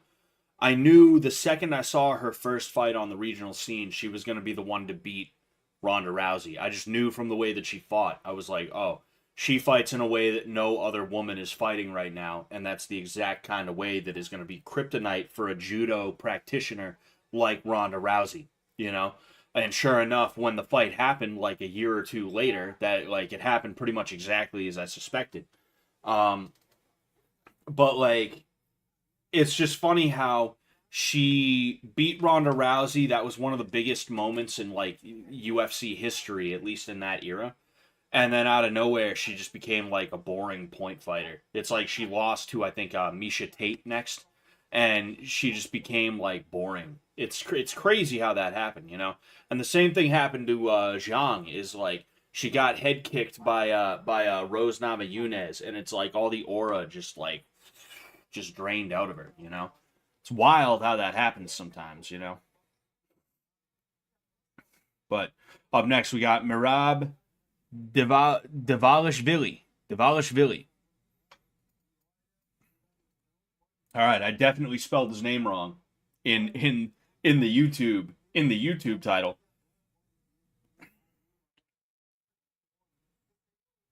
Sorry, one sec.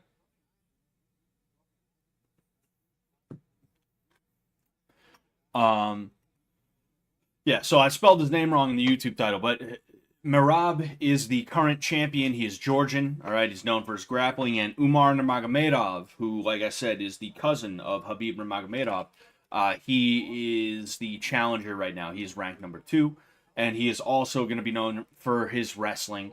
I don't know if he's got hands or not. Beats the hell out of me, right? But I have a feeling he probably doesn't. I have a feeling I have a feeling this is potentially going to be a situation where two dudes are afraid to shoot in on each other, and because of that, it devolves into a striking match. And will that striking match be good? I don't know. Maybe it'll be interesting. Maybe it'll be fun. But I don't anticipate this is going to be like exciting in the way that it's like, oh, fun barn burner fight. I think we might have some interesting moments, but other than that, I don't think it's going to be anything too crazy. You know, if I'm just being honest with you, what I'm more excited for is to see what happens with Islam versus Moicano. And even though I have a feeling it's going to be a quick win for Islam because Moicano had literally one day to prepare for this, which is to say he didn't prepare for it at all. I'll take it. I'll take it. Which is to say he didn't prepare for it at all. I just don't see it turning out well for him. You know, it's unfortunate, but you know, it is what it is.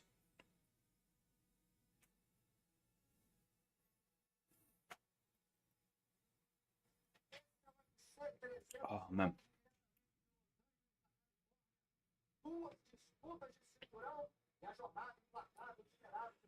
Huh. Oh no.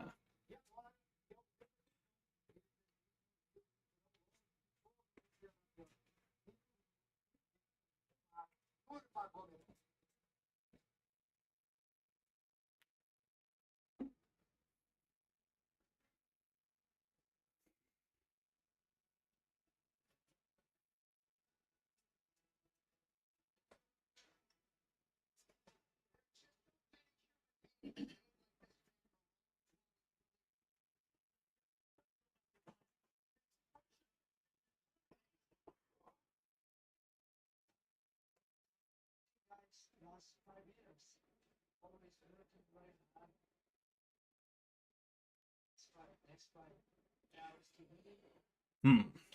Baby, pick a number, 1 or 2. 2. Okay. Yeah. Oh, yeah. No.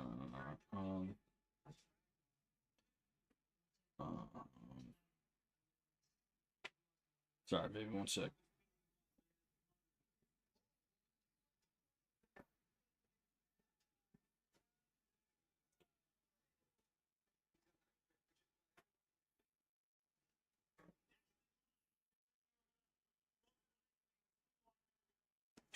Okay.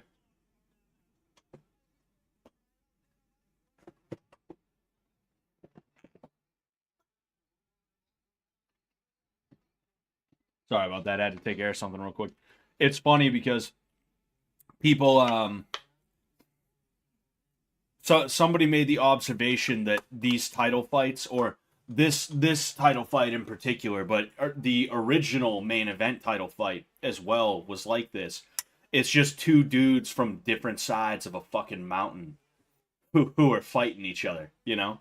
Because the place these guys all come from is it's from the same mountain range. They're just on different sides of the mountain and thus different countries, you know. So it's funny to see how that happened. It's funny to see how that worked, you know.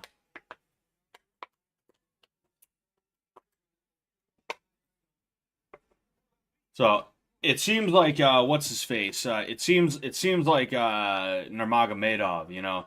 It seems like he's got okay hands to some degree, but then again, I don't know, because the only win against somebody who is like noteworthy is Corey Sandhagen, and even that was a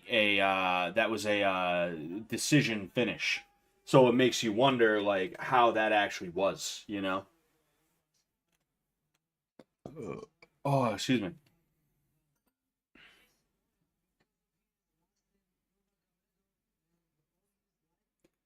These guys sound almost exactly the same too, is the funny thing.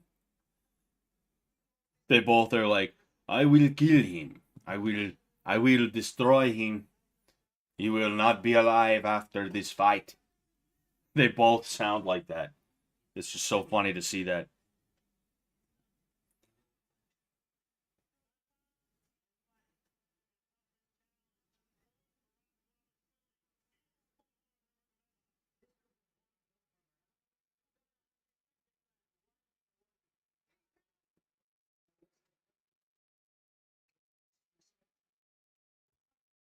Oh man. Sorry, I'm just checking my socials, my socials.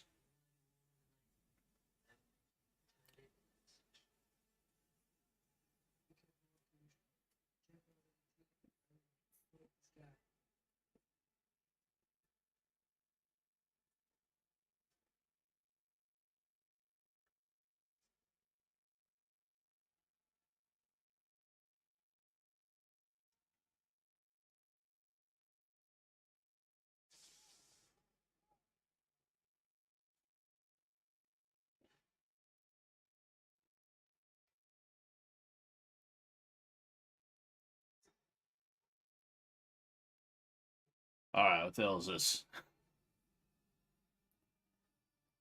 Wow, baby, look at this shit. Yeah, I'm looking. They have WWE tier fucking walkouts for the main events. That's so dumb. We were watching Monday Night Raw earlier today on Netflix, because you know Monday Night Raw is on Netflix now. I don't know if SmackDown is also on Netflix, but and it was just like it was just kind of fucking dumb, if I'm being honest with you. Like it was just not an enjoyable experience, you know. So many things about the WWE are just bad, you know, and a lot of it is that it's all just like formulaic slop and stuff like that. But then the other piece of it is that like the characters are just not compelling, you know. Like somebody tried to tell me Rhea Ripley is a babe, and it's like fucking a babe to who? You like broad shouldered women? Fucking a. Um, like she's got the upside down triangle.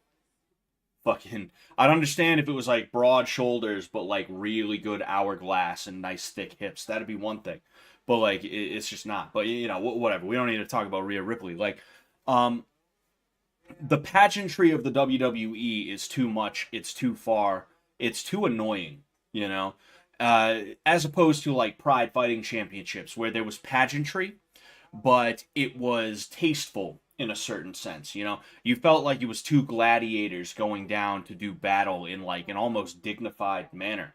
Um, there was pomp and circumstance to it that wasn't absolutely like gut wrenchingly stupid. And to see the UFC for their co-main event and what I'm sure is going to be the main event doing like something that is reminiscent of what you see from the WWE, it's just like, oh fuck, you know. Like, one of the things I noticed about the WWE, right, is that everything has to be like, every promo has to be the champion walks out into the ring for some reason. We don't know why the champion decides he's going to walk out into the ring, what compels him to do this or something like that. There's no like why or how. It's just he decided to take a stroll out into the middle of the ring, and he sits here and he's like, I am the champ. He's got the belt right here. I am the champ. This is my belt, and nobody's going to be able to take it from me. And then as soon as he says that, all of a sudden you hear, bam, bam, bam, bam, bam, bam, the music of another fucking wrestler, the music of another WWE superstar, and the fucking champ is sitting here like, nobody's going to take it from me. Bam, bam, bam. And he's like, what? He does that. He's like, huh? What? Huh? What? Fucking. And then the other guy comes out. The other guy who's supposed to like be challenging him comes out, and then they have a brief exchange, and then that's it. And then they both go back in. It's like, that's so stupid.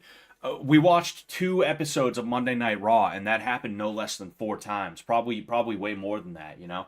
And it was just the dumbest fucking thing, dude. It was so stupid. And it's like, dude, why? Why are you guys doing that?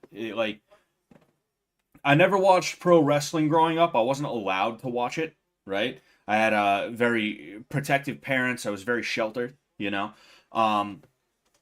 And fucking, they didn't want me watching the WWE. And part of that is because it was the Attitude Era, where dudes were saying, like, shut up, bitch, and stuff like that, you know? And there was a lot of blood, and there was, like, some, like, shit going on that, like, yeah, okay, it's probably not good for people to be doing that to each other, right? So it's like, I can actually kind of understand the concern that my parents had, right? However, I get, like, looking back then compared to now, and maybe you know, hindsight whittled it down to the gems, right? You know, the Shockmaster, for instance, right? When I figured out about the Shockmaster, that was the funniest fucking thing I had ever seen. But like, when it comes to the Attitude Era, like, it felt cooler, it felt better compared to now, where it's like literally just for kids, you know? And that's why they are able to have it dumbed down to that level. And if there's anybody who watched the WWE in the late 80s to the like early to mid 2000s and I'm completely wrong, tell me, let me know what the deal is, you know? But like, it just felt so stupid. And to see this going down now is just like, that fucking sucks, man, you know? But yeah, so here's Dvashvili coming out. All right. Oh man.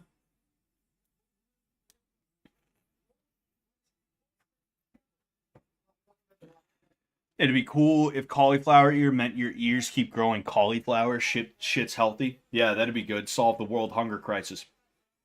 I have a little bit of cauliflower ear in here. You can kind of see it. You can kind of see the swelling, right? It's here, as opposed to the other side that does not have cauliflower ear.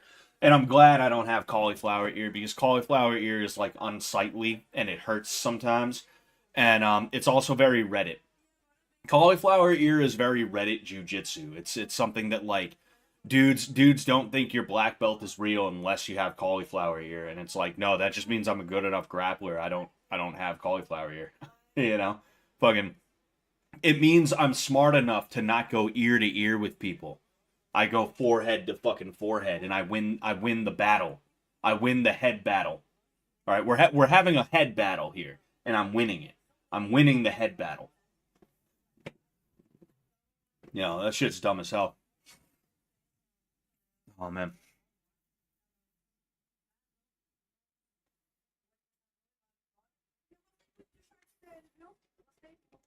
I can't believe I did a little chuckle from that. From what, Joe Butt Slasher?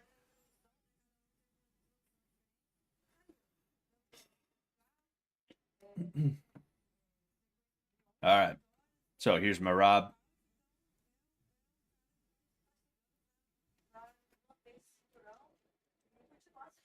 Yeah, call it like cauliflower ear is stupid, you know? Like, it's not good to have it. It's not good to have it, you know? And this whole thing where people are like, oh, dude, I got my cauliflower ear. That's like saying, oh, dude, I got a camo gi. That means I'm like a special forces jujitsu instructor.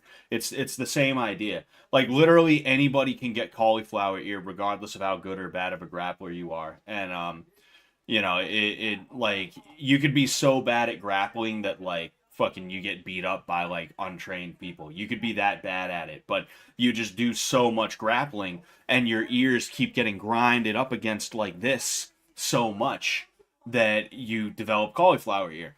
It's possible, right? All it means is that you're too stupid to use your forehead instead of going ear to ear with people, you know? That's all that means. It doesn't mean you're a good, a bad grappler. It doesn't mean you're a real or a fake grappler. Oh, you're not a real black belt. Where's your cauliflower ear? People literally tried to say that to me when I released a video where I talked about how like jiu-jitsu tournaments suck, you know, as if I'm not a 4-stripe brown belt, as if I haven't been in this shit for fucking a decade at this point. Not counting the time that I took off. I took 2 to 3 years off. You know, so like if you take the time off, then it'll be like 6 or 7 years that I've been training. You know, closer to 7 or 8 years that I've been training. You know, in jiu-jitsu specifically, in jiu-jitsu. You know. All right, so they're announcing the co-main right now.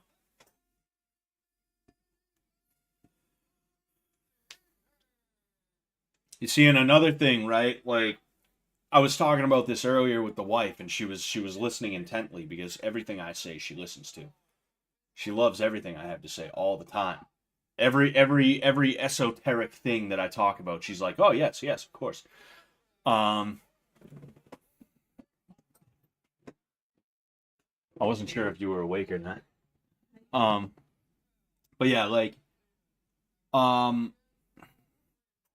like Bruce Buffer versus the WWE announcer.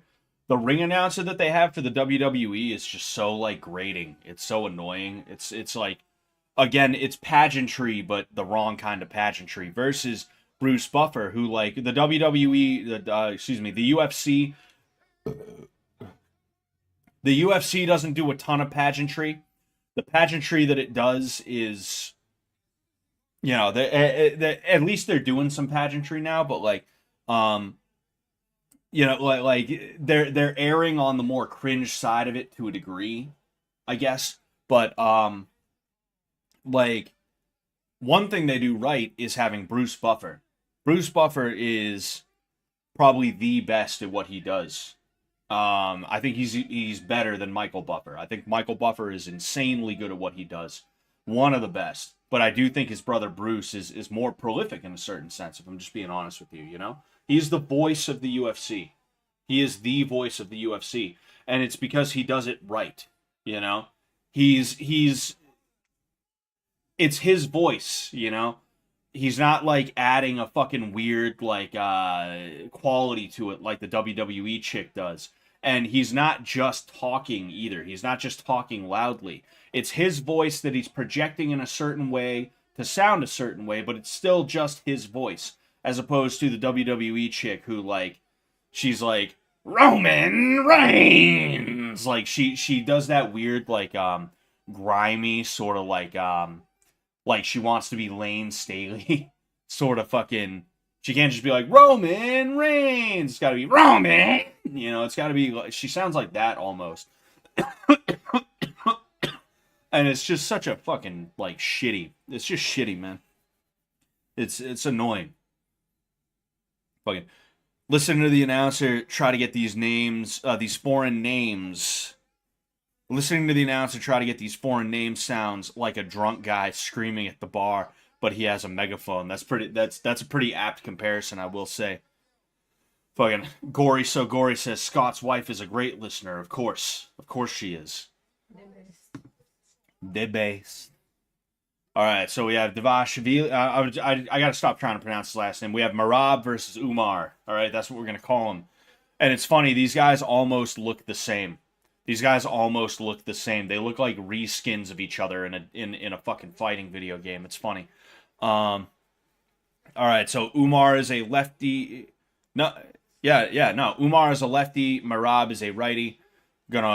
Curious about how that's gonna play out. It's funny because you can tell how small these guys are too. It's kind of funny. They're 135 pounders, you know. You can tell they're fucking small dudes.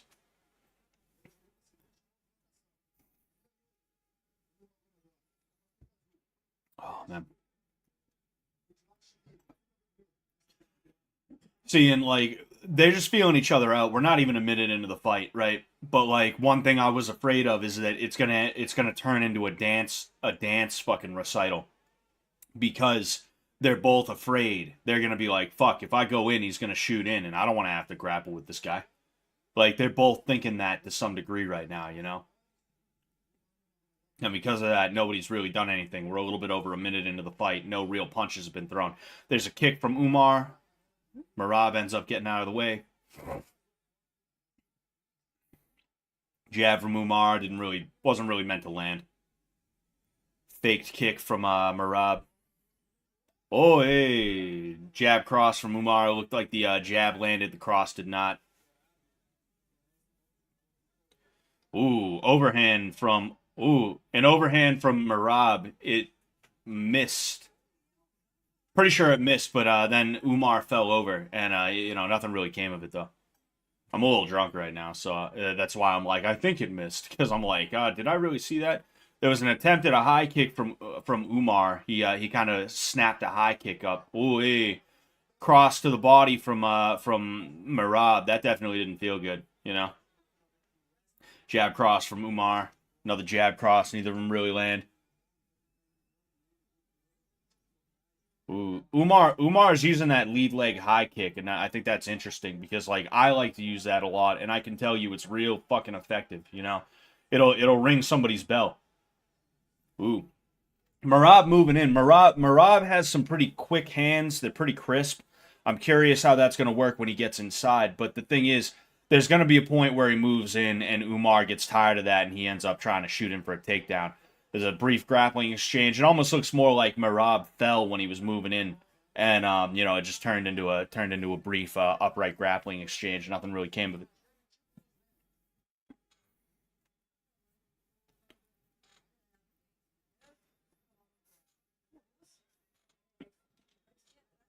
Kick from Umar may have found its mark, but it may not have, honestly.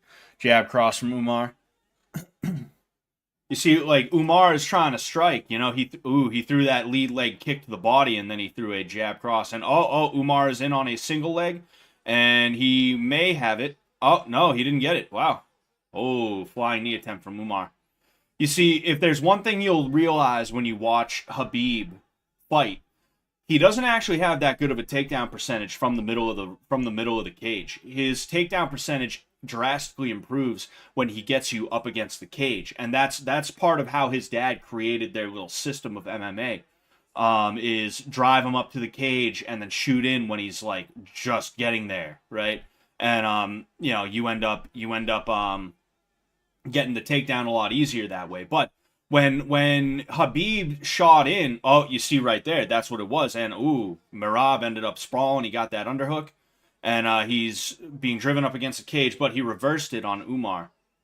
This is interesting to see, a Nurmagomedov not just have their way with the grappling exchanges, you know.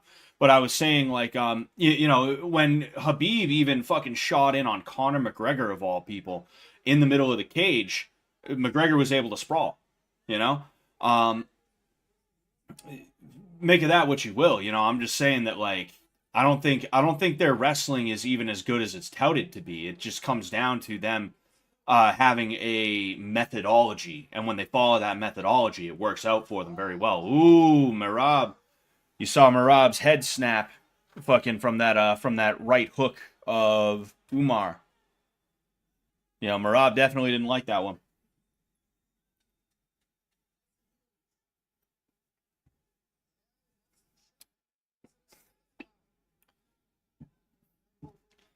Umar throws a kick. Merab misses Merab, but he ends up kind of slipping a little bit. So, I mean, I don't want to say that's a tough round to score, but I feel like it could be a tough round to score to a degree. If I had to give it to somebody, I would give it to Merab though, because he was a little bit better on the feet overall, and that was obviously that was obviously good on him. Although, what's his face? Umar definitely had his moments. There was a jab cross up the middle. Oh, you know what? Fucking, he did what I said. What's his face? Should have done. Yuri Prochazka. He faked a teep and came around with a hook on that same side, and then he followed up with a cross, and it ended up working out for him. I think there's a bit of a bias in the replays that they're showing us. I legit think there's a bias in the replays that they're showing us. If I'm being honest with you, because like I remember Merab having a much better round than getting a jab cross up the middle and then that punch that snapped his head around. He stuffed all of the takedown attempts. None of them actually worked.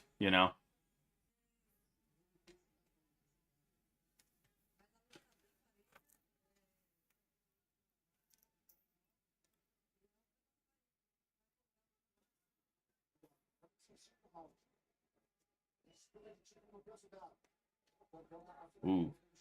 Swinging what appeared to be a miss from Merab, followed by one from Umar. Jab from Umar didn't seem to make its mark. Ooh, that was nice. Ooh. Nice exchange there. It looks like they both exchanged something, but I think Umar might have gotten the better of that exchange there. Nice hook from Merab on the way out of that. Ooh, Merab caught one in there. You see, Umar is counter-striking pretty effectively. I will say that, And I think Merab needs to stop. Ooh, there's a takedown attempt from Merab. I was gonna say I think Merab needs to stop like walking right into it, because that's what he's doing. He's trying to take the initiative, and because of that, he's getting countered on the way in. Umar doesn't want to fight unless he's able to shoot in for that fucking takedown. Other than that, he's just gonna keep on trying to counter. And like right now, even like Merab is not. I haven't seen Umar take a step forward in a little while, and that's because he's just waiting for Merab. The only time Umar takes a step forward is when Merab takes a step back, and that's just oh man, we almost got a takedown here. We might have a takedown. Oh no, nothing, no takedown yet. Oh. Nah, I wouldn't count that as a takedown. Oh, well, now it's a takedown. But it's kind of a weird takedown because fucking it was a scramble and there's a back take, but like it's kind of a weird back take for Umar right now. He's up against the fence. There isn't really anything he can move to. He can't even strike effectively right now. Merab is doing a good job of keeping his left hand from being useful. And then his right hand, meaning Umar's right hand, is up against the cage, so he's not going to be able to strike with that, Right now, Merab's starting to get out, starting to try and turn around. Umar holding on for dear life. He's got the back right now, but yeah. So, like, honestly, that takedown shouldn't really count for anything, the way that these fucking guys go. And honestly, like it's tough to even from a wrestler, like, I mean, it's not, but like, there was just something weird about that exchange that it felt less like Umar was in control and more like he just fell into it, And that's why I'm sitting here like, I don't know if that should count, man. I don't know if I would want to count that, because what happened? Yeah, he ended up with a back take, I guess, but like the shittiest back take you could ever have,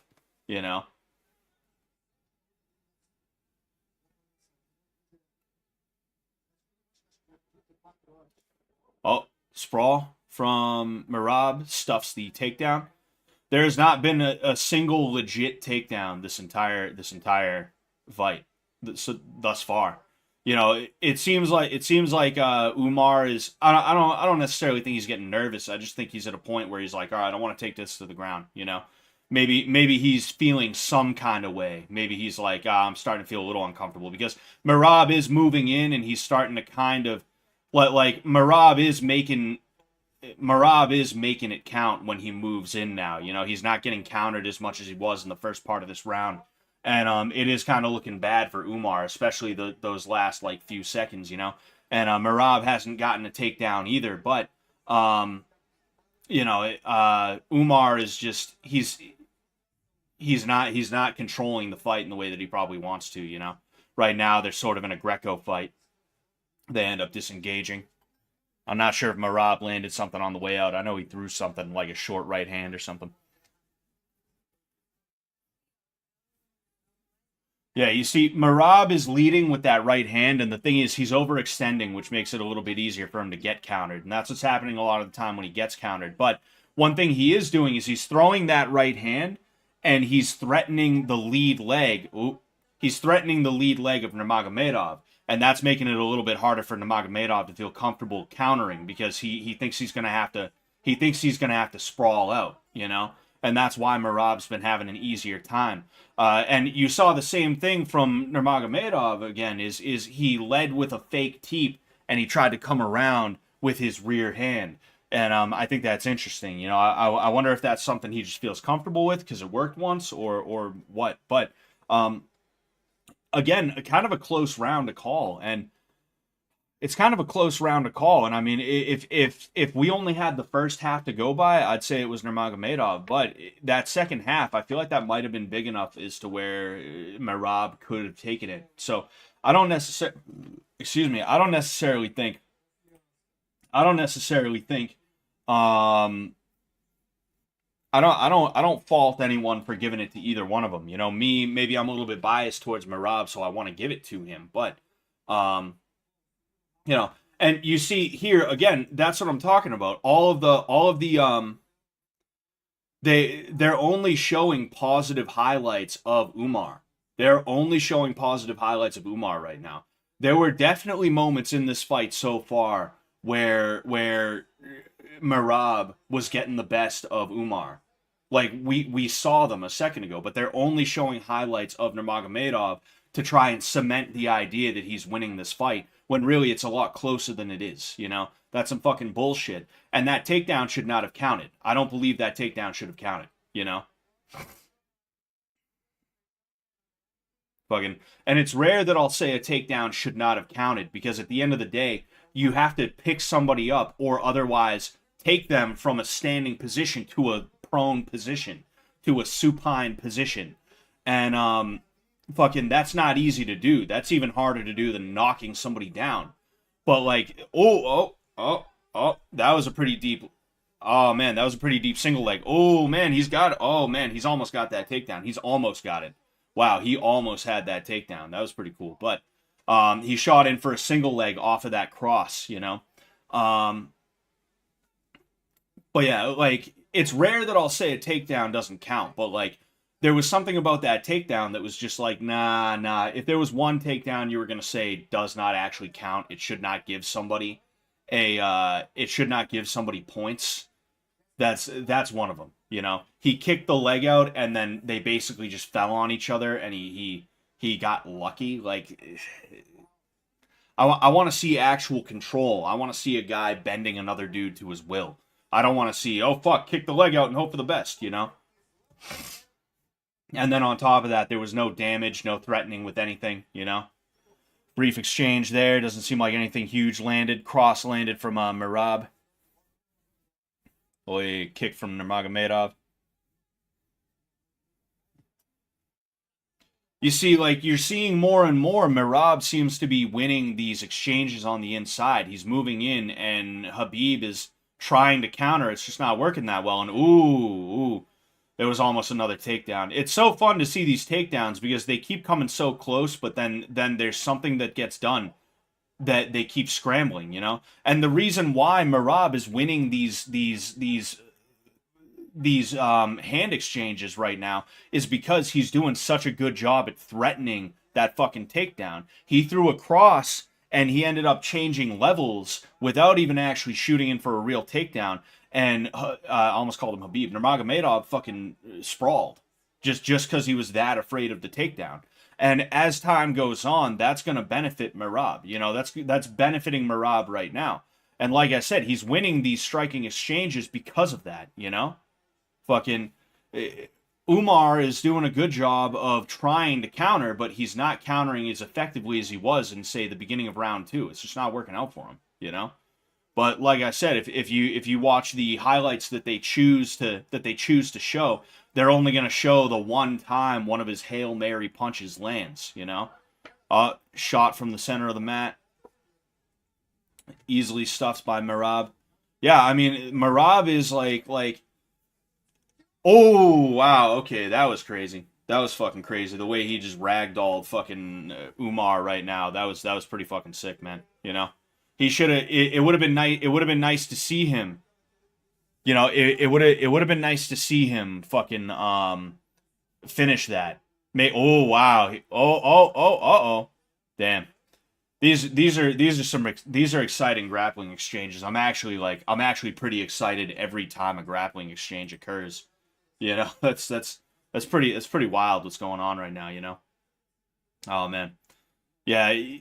I was saying, like, it was close in the first round. It was pretty close in the second round, but you started seeing Merab move away. He started really pulling away. You know, this round right here, Merab is definitely like he's making his case as to why he should be winning this fight. You know, I mean, he ragdolled him twice. Fucking a blast double and a single that he fucking you know, a single that he finished with a fucking I forget what it's called, but you know, you see it a lot in Sanda, the way he finished the takedown. Instead of using his head to bring him down, he literally just fucking took him down.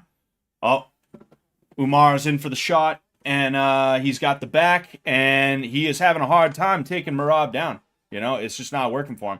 He took Merab down, but it's not really control yet. He doesn't really have control. Merab popping right back up. It's just not working out for Umar, you know? I mean, he can't be fucking around like he is now. I don't like that he's fucking around like that, you know? You know, because it's not good that he got taken down there. And I would consider that to be a takedown that time because there was actual control, even though he took him down and Merab popped right back up. He can't be allowing that to happen. He's kind of joking around a little bit too much for my taste. You know, it makes me nervous as somebody who wants to see him win. But you know, it's good. It's good. You know, boner rises with each hit. Does he have enough desk space? Find out now. You're gonna hear wood breaking. You're gonna hear wood breaking, like the sound of a 2x4 being karate chopped in half. And my hands are going to be up here. I'm going to be like, oh, man. Oh, dude. Oh, man. And, oh, man. But, yeah, Merab round 3. If you gave any of the first 2 rounds to Umar, I guess I could understand to a degree. Round 1, I could understand. Round 2, I could understand it a little bit less, but I would be willing to hear your argument. If you gave round 3 to Umar, you're a bitch. That's all it is. You're a fucking bitch. You're a fucking pussy bitch is what you are. No, but like I don't know what fight you're watching if you gave that third round to Umar, you know. And I know, baby, did they show any replays? No. Interesting. Yeah. It's interesting how they didn't show replays that round. It's almost like that was a really bad round for Umar, and they couldn't try and they couldn't fucking do anything to try and fucking sway you, you know. Oh, takedown. That wasn't quite a takedown. That was almost a takedown. It's like I said, like if Merab wins this fight on a decision, it's gonna be because he did such a good job at level changes and setting up his shots with his punches, you know. Oh, and you see that time he didn't even need to worry about throwing punches. Wow, that was fucking that same finish from that takedown. That was crazy. I was saying, like, if he. Like, he's going to get to a point where either one, he doesn't even have to finish it. He doesn't even have to set up his shots anymore. But then in addition to that, you're also gonna wow, Umar's got a cradle. He's got a fucking cradle. That's crazy. I was gonna say, oh wow, fucking Merab tried to Habib Umar. He tried to scoop the leg up and sit down on top of it to isolate the legs so that Umar couldn't get up, you know? I was saying, but if Merab wins this on a decision, it's going to be because he was level changing so effectively, including with his punches. And he's going to get to a point where he doesn't have to level change to punch anymore because Umar is just going to be so nervous. He's going to be so riled up. In addition to that, he's going to get to a point where it might be a good idea to level change into punches, you know? Fake a shot and throw punches. That's how Kevin Randleman knocked out Crow Cop. You know, Crow Cop, an elite level kickboxer, gets knocked out by a college wrestler. You know, and it's because of the way Randleman was using his fakes. He was faking the shot. You know, I've heard people say Merab is boring, and like I don't know, like maybe he is outside of fights like this, but like this is a really good fight on his part, and it's an interesting fight in general. You know, it's like I said, the grappling exchanges are actually like even more entertaining than the whatever it's called, the other exchanges, the other exchanges, the striking exchanges. Excuse me. You know. So we are a little over 2 minutes in. Fucking the thing. All right. Yeah, actually, we have about 2.5 minutes on that one. Oh no. Yeah, I'll just focus on this one for now. I don't know where they are. Wait. I got them. Here we go. All right. So we have. Oh man. Both of them are fucking freezing. Oh no. All right. So yeah, Umar was in on a shot a second ago, but now they're back to striking.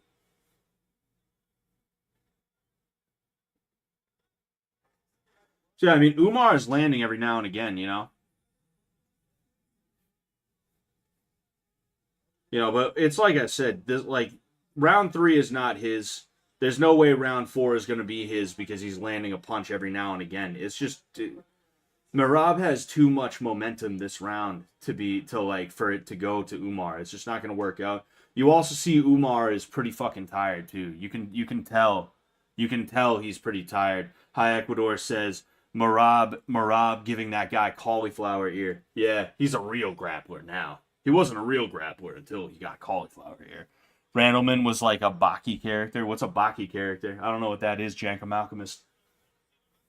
Oh, there's a grappling exchange that I missed, a grappling attempt from somebody that I missed from while I was reading the chat. Man, Merab has just been in on that single leg the entire night, and it's just been money for him. And he just got a takedown off the cage. Yeah, he got a takedown off the cage, and like I said, he is Habibing Umar right now. You can see he's got Umar's leg in between his legs, and he's trying to sit down on top of it. He's got it hooked in. And the thing is, the way Habib used to do it is he would use both legs. He would hook both legs and sit down on top of them. And that's how he was able to keep people down so easily, so effectively. So that's you know, it's pretty crazy to see Merab resorting to that against a member of Habib's family, you know. And that is the end of the round. I'm gonna go ahead. I'm gonna wash my hands real quick because we got food. And you know, I want to eat that real quick.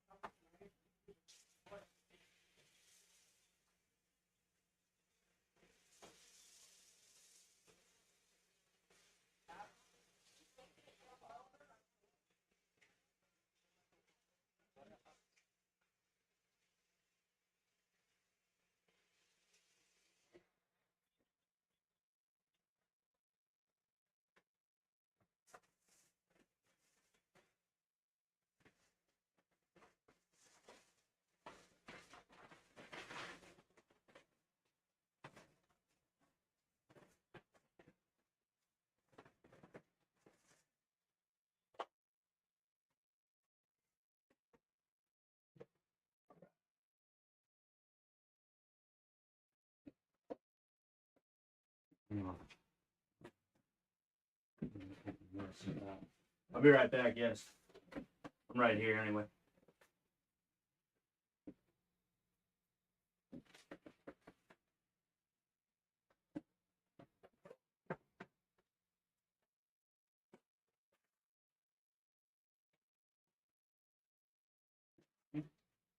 What's that? You got 2 things, right? No. Yes, you did. No. Yes, you did, because I saw on DoorDash. Really? Yeah, you got barbecue dinner. No, ribs dinner. When do I eat ribs? I don't. No, I did not get that. I saw on DoorDash when you gave the phone. Okay, well, there was some kind of issue because I saw 2 things on DoorDash. So I don't know how that ended up there, but I didn't put it there. Yeah. So that's really fucking annoying because that's wasted. I mean, don't get me wrong. Like if it was on the DoorDash order, one of us will eat it. But it's like, fuck, I didn't want to, you know, I didn't want to get that shit. I'm not a ribs guy, you know. I was gonna get 2 things. I was like, that's why I said 1 or 2 because I was like, I'm not that hungry. Yeah, I just wanted mozzarella sticks. What the hell? That's fucking ridiculous. I don't know how that happened. Because I didn't even look at ribs either. That's a crazy thing.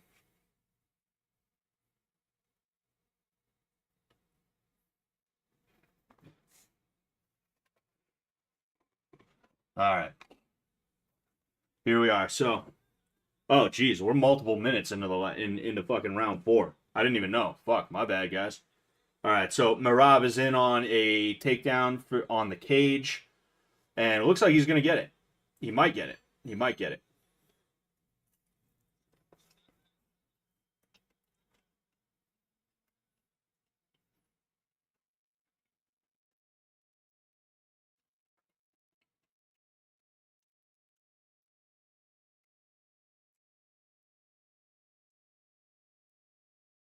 Hmm.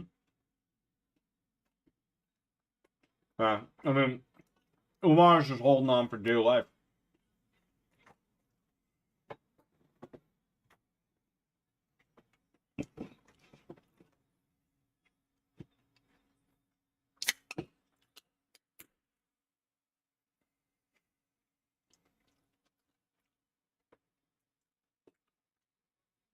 Brawl from Merab.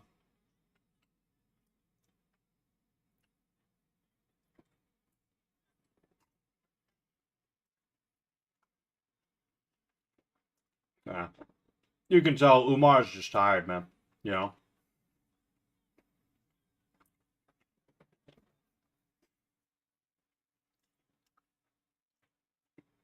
No, Merab is just working at a pace he can't fucking he just can't fucking take, you know?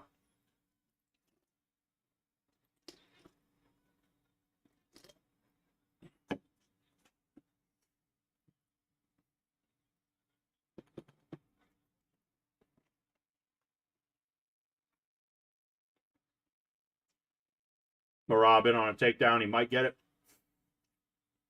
Oh, front headlock position.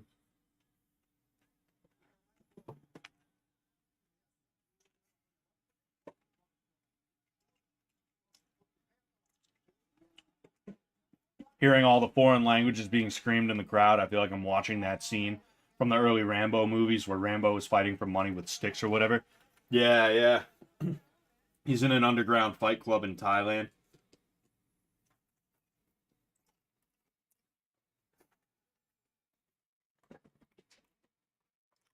Oh. And Barab has the back. Well, he doesn't have the back, but he won the dog fight. Ooh. Wow, that was pretty sick.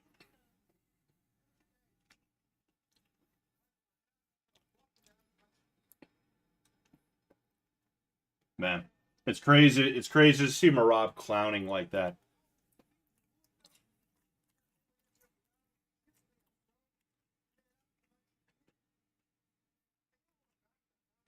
Got the 5th round, and I just didn't know. Oh, fuck. That was the 5th round.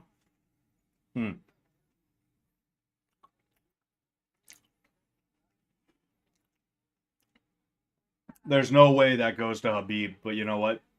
it wouldn't surprise me if it goes to Habib, because the more I look at the UFC, the more I do. Like, that's such a stupid boomer, like, Black Rifle Coffee tier thing to believe that, like, everything's fake, man. Everything's staged, dude. It's all staged, man. It's all staged, dude. Don't you know it's all staged? It's all staged. They talk about it backstage before and it's staged. But it's so bullshit. But you know what? Even though I don't think it's staged, I think there's a potential.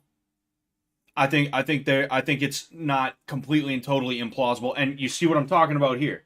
Even with all the shit that's going on, with Merab dominating rounds 3 through 5, they're still only choosing to show when Merab was getting hit or taken down. You know, now they're showing a few times where he did well, you know.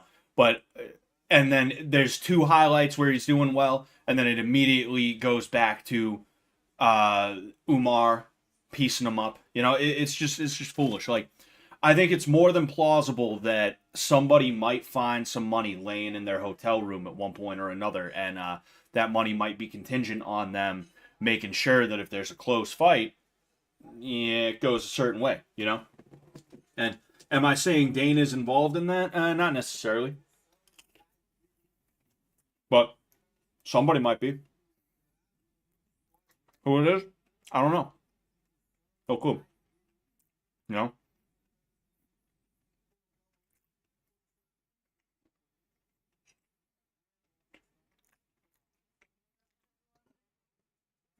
Joe Butt Slasher, thank you for the $5, man. For your pain, for your wife not getting up and making you dinner, go hunting or something. I know. It sucks having a wife that doesn't cook for you.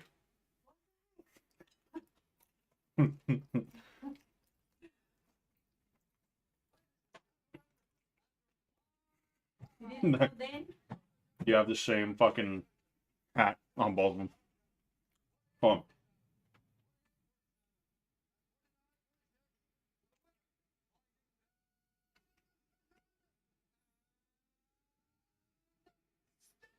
All right. Okay.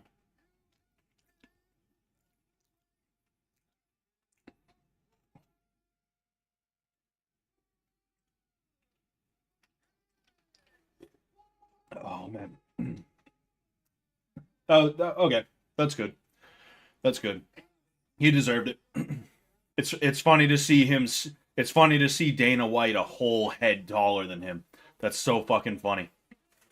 Um, what the graphic they showed on the jumbotron looked like it was either A, done by a middle schooler, or B, it was done by a guy who does bowling graphics. You know, the things you see him on the TV at bowling alleys, you know, when you get a strike or a spare or whatever. That's what it looked like.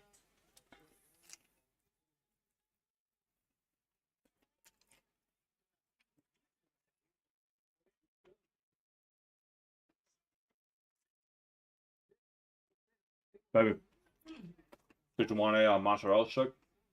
No, thank you. Okay. Mm-hmm.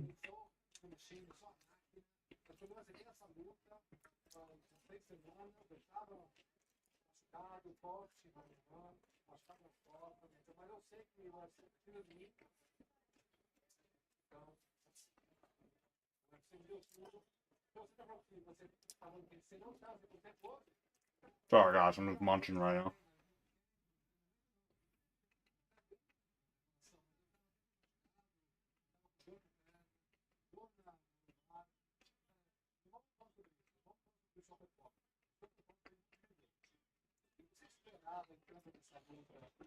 But yeah, baby, that's especially crazy because when you handed me the phone, I saw that there were 2 items, and I figured you had meant to get both items.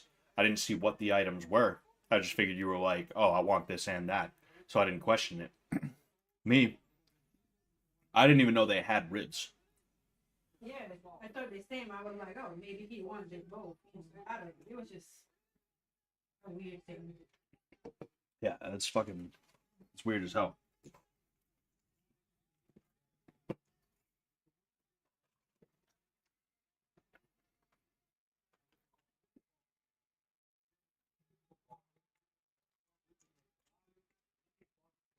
I'm just waiting for him to stop talking. I feel like he's been talking for like 5 minutes now, non-stop.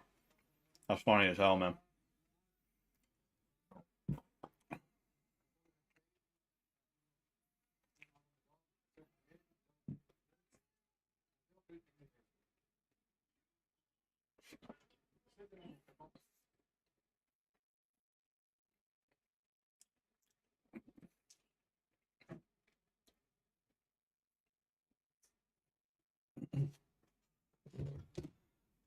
All right. So up next is the main event.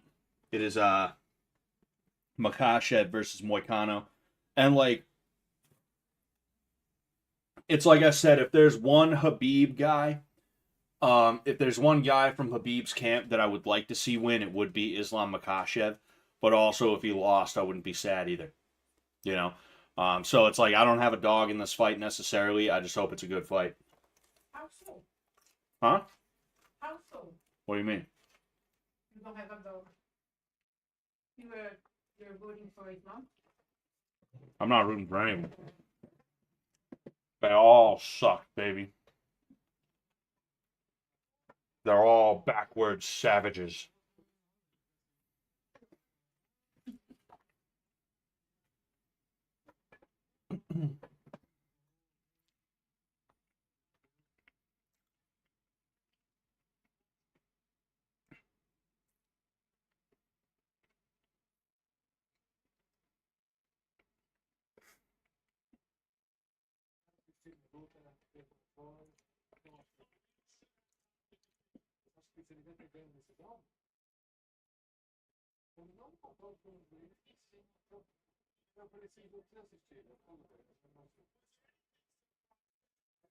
Oh man.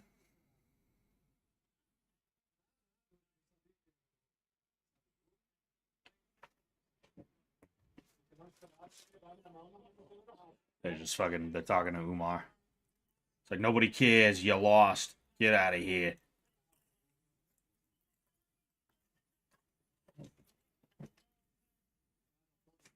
Oh. Here comes my dog. He got a hair. Did he get a haircut or did he just get a wash? He got a wash today, so he's extra fluffy. When I finish these last two mozzarella sticks, I'll pick them up for you guys. I'll show them to you.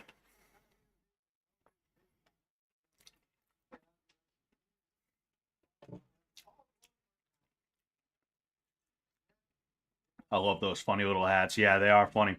It's funny how they have their own versions of them, and they're both wearing them. They're both like, yep.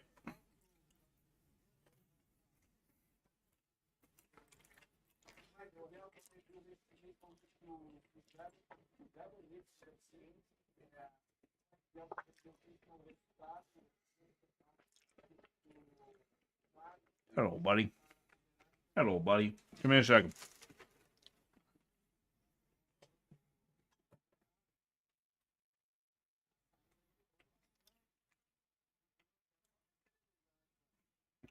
Oh, it's our boy Mel Gibson. Our boy Mel Gibson is there.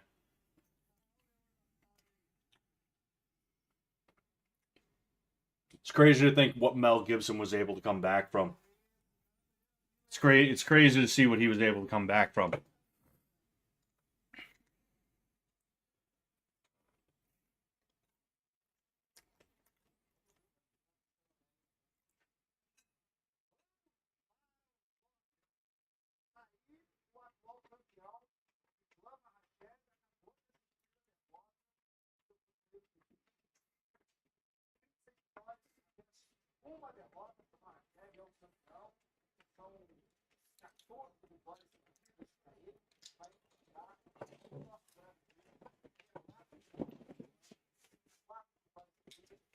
I'm gonna get my dog.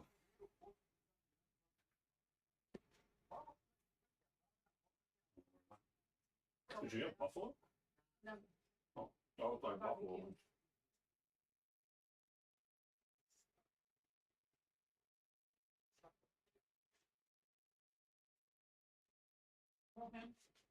Hmm?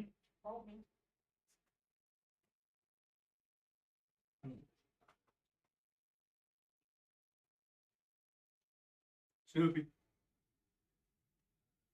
Oh. No, it's because it's because I got food. Oh, Snoopy. Snoopy.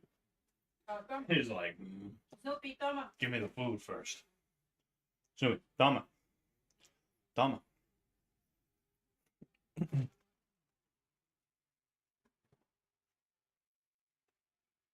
He knows. He's like, I know there's nothing in there. What do you think? I'm dumb? Snoopy, I want to love you. No.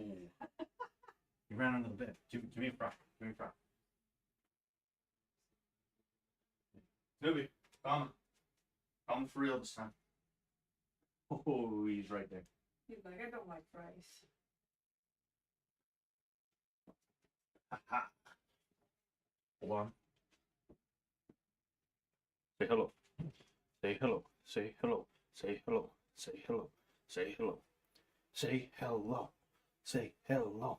Say hello. I love you so much. I love him so much, even though he's a bitch. It's okay to give him fries, right? Yeah. Just one.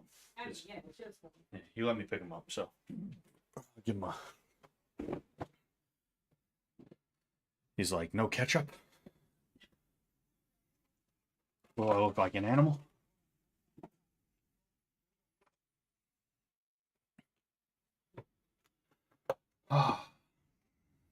Imagine driving 90 down the California highway, all those twists and turns, drunk out of your mind, screaming to your ex-wife about being raped by black people. Why would I want to imagine that?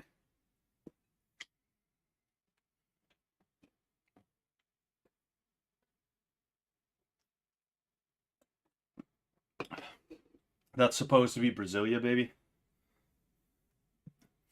I don't know, you heard yourself. They were showing. Oh no. They were showing Islam. Yeah, I was like, wait a fucking second, what? Huh? Yeah, and I was gonna say like that looks like a favela, so they're trying to hype up Moicano like he came from, like he came from fucking the worst part of Brazil. That was Mel Gibson's reality. Sounds pretty based and red-pilled then. Sounds pretty based and red-pilled to me. Oh man, is it gonna be dumb again? Give it a minute.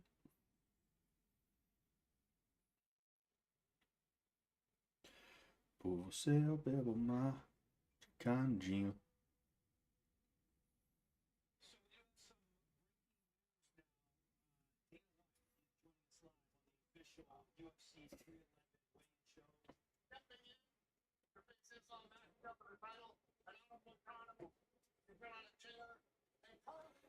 Oh man.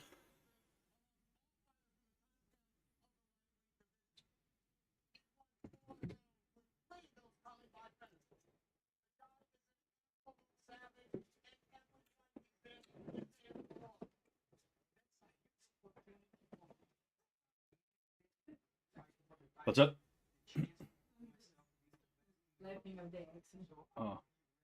Oh, you mean your accent, baby? Mm-hmm. Yeah, I'm so cool. Why will be ready? A real fight.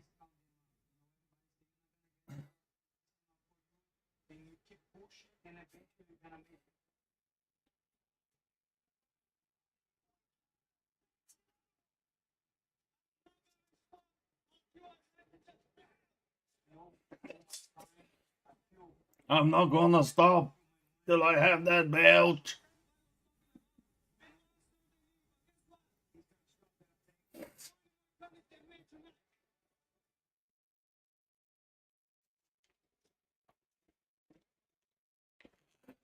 Actually, baby, I think I want Islam to win.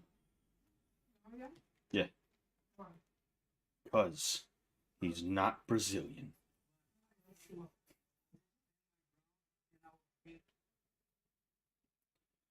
Yeah, that's like they better fast track him to a real title shot after this because like truth be told, I don't think he's going to. Like I don't think he's actually going to win for like obvious reasons, And You know, that just is what it is. It's not because he sucks. It's because he had 1 day to prepare for this fight. Whoa. The hell? I don't know if you guys heard that, but he just shot into my room. Oh, excuse me. We'll see though. We'll see.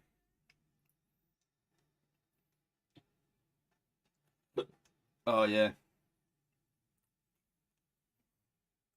TikTok is banned in America. I'm gonna see what starting today. I guess I'm gonna see what happens when you open up the app. I'm curious. Oh yeah, it says something went wrong. Try again later. No connection.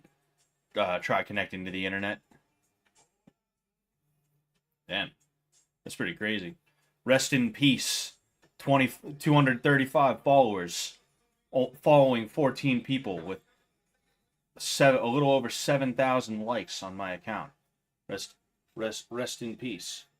Rest in peace. You know, it was easier to get noticed on TikTok for sure, but you know, you are seeing YouTube starting to push smaller accounts again. I feel like, you know, and I can appreciate that. Plus, I'm finding a bit of a groove with my my content creation. You know, I'm finding a groove with my content creation where it's like, yeah, I know what to do and what to talk about. And, you know, I'm getting more views than I usually do. I'm only getting like a little under 2,000 views per video typically. So it's not like I'm breaking the bank here, but, you know, I am moving in a positive direction with it, which is good. You know, like I always knew a formula for success for martial arts channels was to look at fights and stuff like that and use clickbait titles to describe the fights. I always knew that, you know. Um, yep. I always knew that, obviously, right? Um, but like, you know, I didn't want to fall into that necessarily, but I'm at a point now where it's like, no, I'm gonna be a little bit more formulaic with my channel. We're gonna do our thing on our streams. You know, I'm gonna continue to stream like I usually do, but at least once per stream, we're gonna take a look at an interesting fight or an interesting fighting video or something like that, and then I'll splice that into a standalone video that'll get people to see my channel. You know, and then hopefully after a certain amount of time doing that, my viewership will start to grow, a la fight commentary breakdowns. That's a good example.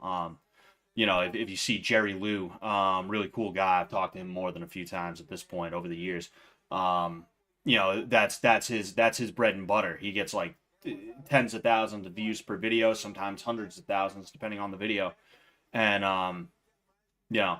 I not to sit here talking about how the sausage is made too much. I'm just trying to pad time. I'm trying to wait until the fight starts, you know. And you know, hey, this is what it is. It is what it is. We'll you know, we'll see what happens, you know. Fucking I think I'm heading in a positive direction though for sure. Itchy. How about you do a stream so I can use my hard-earned money on you to do stupid shit? Yeah, I got to do another silent stream soon. You're right. I got to do another silent stream soon. Oh, excuse me. That would be a good idea too, you know. Like you see when I started this channel, right? Um when I started this channel, I wanted to do martial arts and then branch out into other stuff while continuing to do martial arts. I was always going to keep doing martial arts, but I wanted to do other stuff as well. And you know, I experimented with that. I couldn't really find anything that was like really big in terms of like me being able to have like an impact, you know. And I think what's going to have to happen is I'm going to have to steer back into the martial arts and then maybe every now and again do a video like my I turned 30 video, like here's you know, here's how I feel about that, or 10 pieces of advice for somebody who's trying to do this thing or that thing or whatever, you know. I think that's the way that it's just gonna have to happen, you know, which like I'm cool with, you know.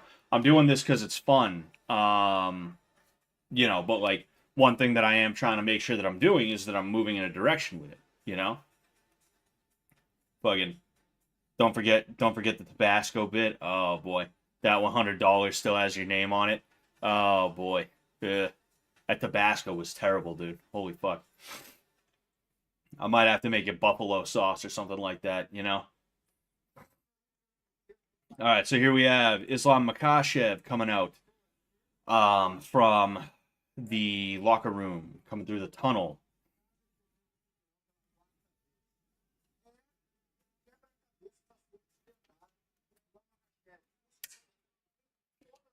Islam Makhachev watching a Brazilian fucking fight pass. Man, you just need nipple tassels and have the hassle hang from your ceiling fan from them, and Bert enters from your back kind of stream. That's exactly what I need. That's exactly what I need. Don't forget that eating poop bit. That 10 grand still has your name on it. Honestly, man,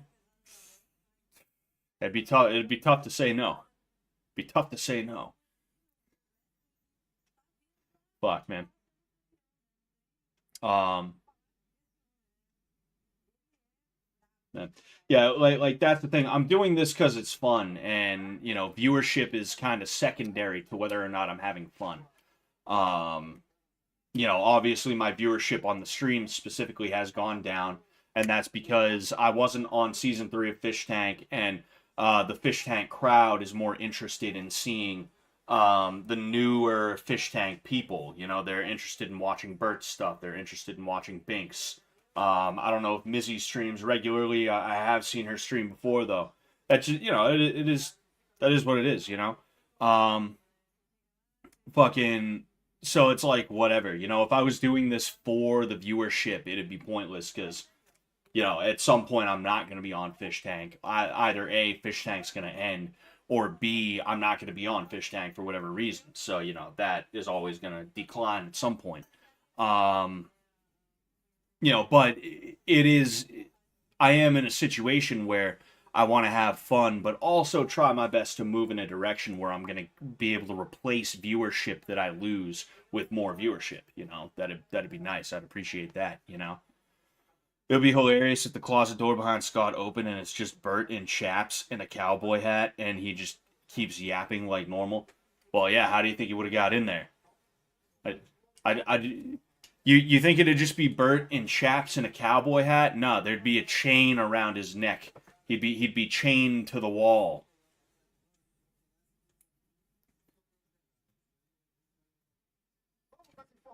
Start showing more skin. Trust me, it works. That's all. I'll have to do that.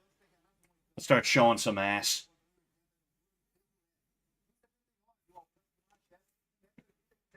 Oh, man. So yeah, Hanato Moicano is a little bit bigger than Makhachev. It's a little bit taller, a little bit longer. Not too much longer. Yeah,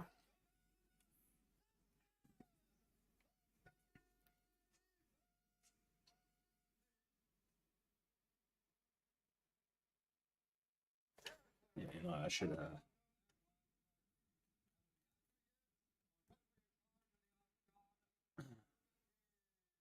Herb Dean.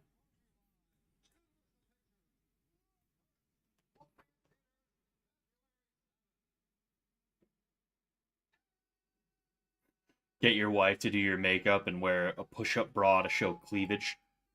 Baby, would you do my makeup for me? She didn't answer. She's like, I'm not even gonna answer that one.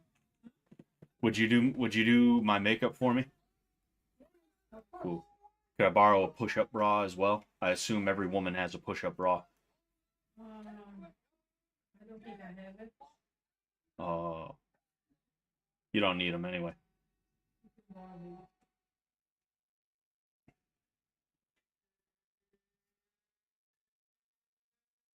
Okay. Honestly, if you wanted your channel to blow up, you should have gotten shit-faced and made videos ranting about how you hate Sam for not being on season 3. Fucking. I mean, me and Sam are still cool, Like it's not like me and Sam talk every day, right? Me and Sam never were like talking every day, and we were never seeing each other every day. But like, me and all of them are still cool. Like everything's all good. I actually I sent Sam a message yesterday, and he liked it. He liked the message because there's this dude Razor Fist. I don't know if you guys are familiar with him or not. He's kind of like Styx Hexenhammer, if instead of mushrooms and DMT, he started doing speed. And he did a video on Twitter. He did a short video on Twitter that I really liked, and I was like, oh, Sam's starting a political podcast. Why don't I send him this video and tell him, hey, this might be a good guy to talk to? And so I did that, Like, I'm still cool with all those guys, and I'm not mad that they didn't have me on season 3. It's like I said, I think they were going to try and have me on. It just fell apart, like, right before they were going to have me on. Like, the way everything was adding up, the way he asked about karate, the way they started setting up the den camera, the den PTZ, no, the flat PTZ camera, excuse me. It just makes sense. It makes sense that they were getting ready to be like, yo, come on, you're going to teach karate, So it's like, whatever, it would, I get what you're getting at, High Ecuador, but like, I'm still cool with those guys. And even if like we fell off and we weren't talking anymore, I couldn't like make a video like that, That'd be real weird. They've done nothing but be good to me, like the entire time that I've known them, Season 4, you got to be inside the house before they buy it. That's a good idea. Living in the walls off dust and dry beans for weeks. Maybe a rat or two as well, You never know. There might be rats in there. Licking condensation off the pipes. I do that already, so, we're all good.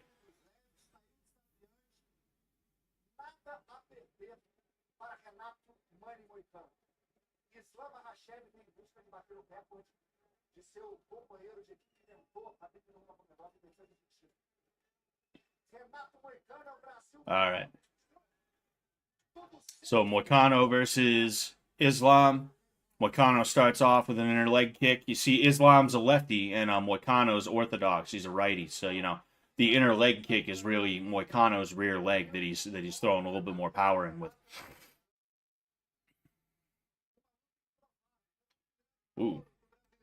Nice jab, nice jab cross hook from Moicano. I don't know if anything landed for real. Nice cross from Moicano that seemed to find its mark a little bit better, These guys are starting off striking right away, and I feel like Moicano might have the more crisp hands, but oh wow, it really just fucking nah, I think that missed anyway. Wow. It just froze at the exact moment that head kick passed. That's fucking insane. Yeah, so that head kick missed. That head kick missed, but that was pretty fucking crazy to see that, especially when it froze. That was like ridiculous. But yeah, I feel like Moicano has more crisp hands. But we're gonna have to see how that stacks up. Especially as the fight goes on. It's real easy to be crisp like 30 seconds into the fight. And then when is Islam going to shoot in for a takedown as well? Is Moicano going to be comfortable enough to sprawl out and shit like that,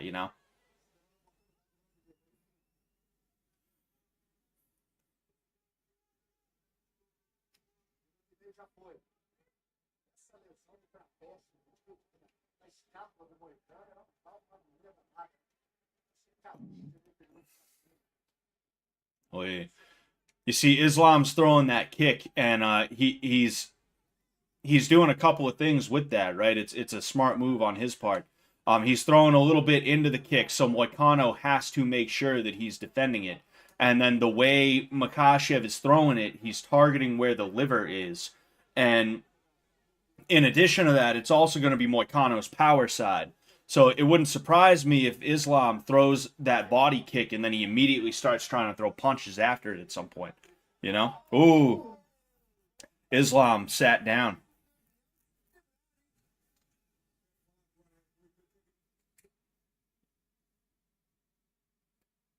I don't know if it was a slip or if he really got touched and he fell, but that was a pretty big moment for him.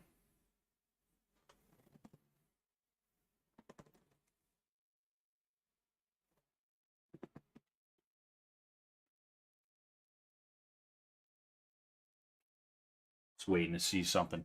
And there was a takedown. You see, it is like I said, when is Islam gonna go for the takedown? And apparently, it's pretty early into the fight because, he probably didn't feel too comfortable with those with those striking exchanges. He definitely didn't look like he was winning those striking exchanges. They didn't look terrible, but it looked just bad enough that if I was him, I'd probably be a little bit nervous myself, you know. I'm wondering how the takedown was. Oh, yeah, you see he shot in the middle. He caught a single leg, and then he took him down off of that. Okay, and then here we are now, you know. What Moicano is going to want to do is he's going to want to try and keep Islam in close until it's time for him to try and stand up. Then he wants to create space so that he can try and stand up. Half guard is kind of a bitch to be in because, like, it's a spot that can be difficult to get out of, even though you're in kind of like a good spot with your legs to get out of there, you know. It can be a pain in the ass to have to deal with, especially here where Moicano is now up against the cage, you know.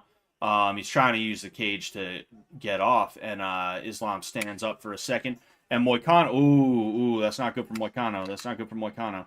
Ooh, Darce choke. But he might be able to get out. Oh, no. Nah, fuck, he tapped. Yeah.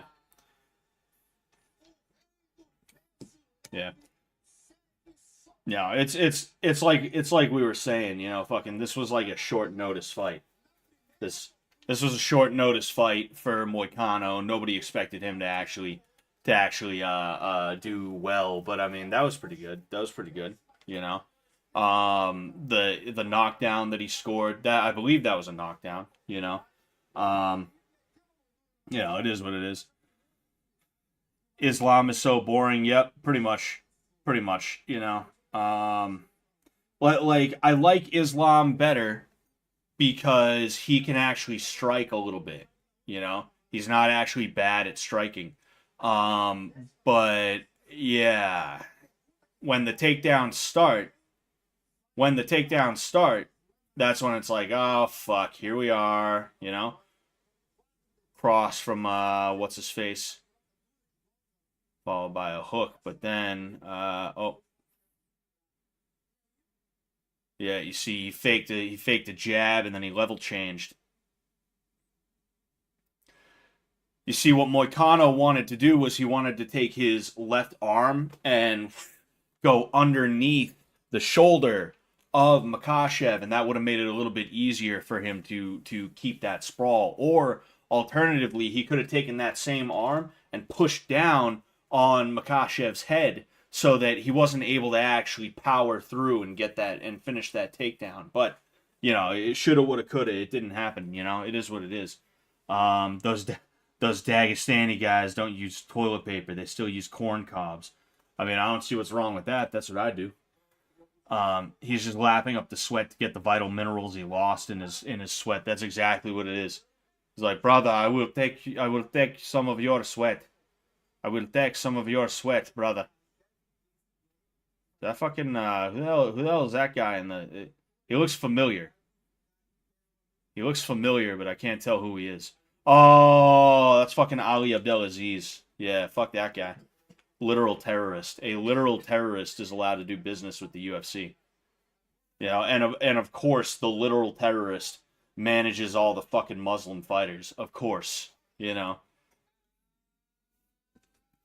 You see, the thing you need to understand about Ali Abdelaziz is that he is like the you see what I was talking about with that shitty graphic? That's like so awful. Whose idea was it to use that graphic? That was like terrible. Such a terrible fucking like that Jumbotron graphic is awful. But you see, like something happened with boxing in the 60s specifically, right? And since then boxing has kind of been on that same track. Boxing was propagandized. You had these promoters and stuff like that who had political ambitions, and they wanted to make boxing into a black sport, for lack of a better term, right? And it was partially because of dudes like Muhammad Ali and certain other people who were making political statements about, like, you know, fucking black nationalism and stuff like that.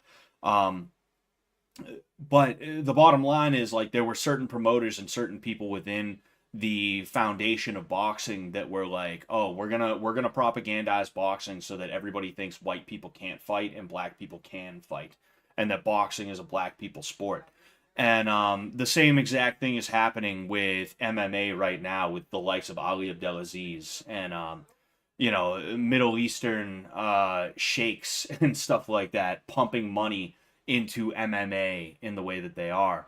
Um, it's a propaganda move. It's a move to try and demoralize everybody who is not a Muslim, to one, make them feel shitty about themselves, but then two, also to try and elevate Muslims. And what you're seeing is situations like with Habib, who he fought a bunch of literally who's, until a certain point in his career when he started fighting guys who had names, but they were never really considered to be tip-top talent in the way that someone like Habib or like Tony Ferguson or certain other guys were, you know. Um, and you saw whenever Habib faced somebody who was like anything close to good, he ended up having a really hard time. Ali Aquinta gave him a really hard fight, to my understanding. Conor McGregor was able to sprawl out successfully, even though he lost that fight and he got beat up. Like, the fact that he was able to sprawl out on Habib was like a big fucking deal, you know? And then in addition to that, you had Gleison Tibau, right? Who, this dude was fucking like roided to the gills, but so were the fucking Dagestanis, right? Let's be honest here. But like the bottom line is, Habib lost to that guy, but he was still gifted a win, you know? You have situations where dudes like Ali Abdelaziz and the dudes in Saudi Arabia and stuff like that that are buddy buddy with Dana White and shit like that. They are pumping money, or they are peddling some kind of influencers, something. They have something where Dana is willing to deal with them and allow their fighters to have an easier time. And that's what happened with Umar tonight. People started buying into the Nurmagomedov's myth. They started buying into the Dagestani myth of like excellence or something like that. And because of that, the only person that Umar had to fight who was like of any kind of note was fucking Corey Sandhagen, and all of a sudden he's ranked number 2 in the division for some reason, and he's getting fucking title fights and shit like that, and he got beat up. He got fucking he got 10-9, in some cases I think even 10-8'd throughout a 5-round fight by Merab, you know? It's just, it's propaganda, you know? It's propaganda, and it's meant to be a it's meant to be something that's supposed to demoralize us Christians, but non-Muslims in general, but especially us Christians, right? And it's just disgusting to see. It's gross. It's fucking stupid as hell to see. Dagestan is not that good for MMA, if we're just being honest here. What they're good for is cooking the books. They're good for roids and cooking the books. Do they work hard? Yeah, they do. Of course they do. But so does everybody fucking else. You think they work hard in Dagestan and they don't work hard in America or Mexico or Canada or Brazil? You think they don't work that hard in those places? No, they work just as hard as the Dagestanis, and in some cases even harder. Because like I said, they actually have to fight for real. They don't get gifted wins. They don't get gifted opponents that are easy wins for them because Ali Abdelaziz, a literal fucking terrorist, gets to sit there and call shots over Dana White. Because apparently, I don't know, maybe Dana's in a spot where he's kind of Ali's bitch or something like that. Who knows? Who knows, right? But it's just ridiculous. It's dumb as hell, you know? Fucking Scott, we gotta do a GoFundMe and send you to Dagestan and talk shit and live stream it. I mean, that's the thing is, like, there would be no reason for me to go to Dagestan and start talking shit, right? It's something where if we were having a conversation, I'd have no problem being like, look, like, anybody who knows MMA knows what's going on with you guys. But why would we ever be in that situation in the first place where we would have to have that conversation, right? Like, it's like I said, I like Islam Makhachev better than any of the Nurmagomedov guys because he actually seems like a legit, like, solid dude. He seems like a really cool guy, you know? And then in addition to that, like I said, he's just a better all-around fighter. But like, it's not some weird thing where it's like, I hate the Dagestanis or I think they're bad people necessarily. I do think one of the myths about Habib is that he's just a quiet, respectful mountain boy. He's a quiet, respectful mountain boy. There's this weird noble savage mythology that a lot of people have built up around him. He's not a dumb guy. He's actually really intelligent, and in addition to that, he's also fucking he's just as much of a shit stirrer as someone like Conor McGregor, you know? But when he's stirring his shit, he just has to end off by being like Allah bada bada hala hala hala hala hala Allah, right? He just has to do that right after. And again, all the fucking morons are like, "Oh, he's such a noble savage." Oh, wow. Wow, just a quiet, respectful mountain boy. That's what he is. Oh man, you know? And it's like I see through the bullshit, you know? The Dolly incident was his fault because he's the one who took 5 dudes, including Islam Makhachev, to confront one fucking guy and start putting hands on that one guy. That's what led to the Dolly incident was Habib and fucking Habib and fucking like Islam and all these other guys. They wanted to try and intimidate Artem Lobov, who is like kind of a joke in the MMA world, if we're just being honest here. And they needed all 5 of them to go and surround him and start putting hands on him, right? And talking shit to him. Now, Conor McGregor, trying to be a good friend, was like, no, I'm going to ride for my friend. And did he do it in the best way? No, of course not. You shouldn't be throwing dollies through a fucking bus window, obviously, right? But the bottom line is if Habib was more respectful, that situation would not have happened. But most people are not even aware of what came before that. So because of that, they just think Habib was sitting here like, right? Fucking sitting there on his prayer mat making fucking weird noises, you know? And Connor decided to come around and be like, you know what, I'm gonna fuck with that guy just because I feel like it. That's not the case, you know. Habib fought Nick Diaz's fucking entourage, like their entourages fought. Fucking, let's look this up real quick, right? All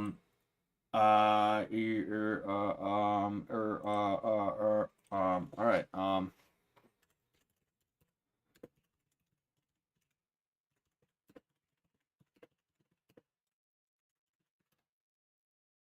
Right.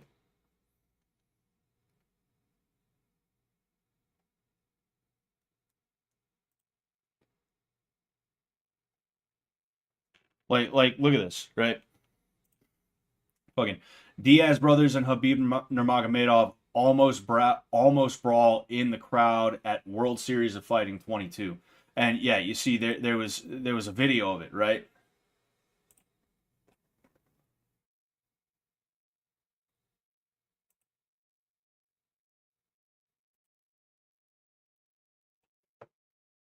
Like you see what I'm talking about, right?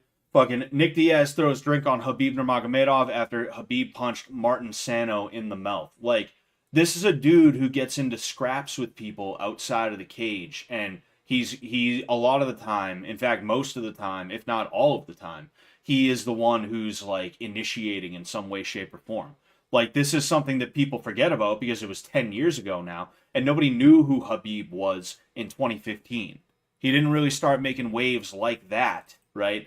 Until like 2017, 2018, somewhere around there, right? Um, it's foolish, you know? Um, and it's annoying to see is the issue. It's annoying to see. I'm not someone who's going to look at someone who really genuinely earned what they have and be like, "Oh no, what the like that's fucking dumb," you know? That's bad. That's not cool. But like when it comes to someone like Habib, he took the easy route. He took the fucking easy route, you know? And if you say that, well then some Muslim comes out the corner and is like, "You're just Islamophobic." Aha, that's why we're going to kill all of you. You're why are you so Islamophobic? This is why we need to murder every single one of you. That's their whole fucking thing, you know. The Muslims use Habib as like some Allah said we will win, you know. They use him as that, and then the like all these other fucking idiots from like America who think that Dagestan is like somehow any different from anywhere else. You know, they're like, oh, dude, they wrestle bears over there, dude. They wrestle fucking bears over there, dude. Fucking holy shit, dude. Dude, bears, dude. They wrestle bears, dude. Fucking as if Habib is like skulking around in the woods looking for a wild bear. You know, it's like, yeah, I could wrestle a bear too. You could wrestle a bear. They think you're playing around and they're not trying to actually hurt you. It's not like a real fight with a fucking bear. They think you're playing. It's like when you're wrestling with your dog. It's the same idea. You know? Fucking dude, they just work hard there. They just work really hard. Dude, fucking dude, they just have this work ethic that's so crazy. As if you don't have dudes in America living in their cars because they're like, fuck, I want this that bad. I want this so bad. I'm gonna live in my car in order to live as light as possible so I have less things to pay for so that I can fucking chase this dream, you know? There's so many dudes that live in cars at the gym that they train at in America. That's how hard they're chasing this dream. That's how much they want it. You know, Habib is a daddy's boy. His dad opened up an MMA gym and he got free training his entire fucking life. Compared to these people who they're again living in their cars or they're sleeping on fucking mats. They're sleeping on mats so that they can hopefully make it to the UFC one day, you know? It's gross. It's fucking disgusting, you know? And people really they're just foolish with it. They're just dumb as hell with it, you know? It's stupid. Stupid as hell, you know? Holy shit, Scott wrestles a bear live stream. Yeah, if I ever got to wrestle a bear, I'd fucking you know, if I ever got to wrestle a bear, I'd live stream that for you. Hopefully it wouldn't be my last live stream, you know? Knock on wood there. But he's a born killer, blah, exactly, you know? Like people act like people act like Habib wasn't really like the Russian version of that kid who, because his dad was the owner of an MMA gym, he got to train all the time and that's why he's so good. They act like he's not the Russian version of that kid whose dad is like the commissioner of the town baseball league, and because of that his kid gets to be on every single good team every year, you know?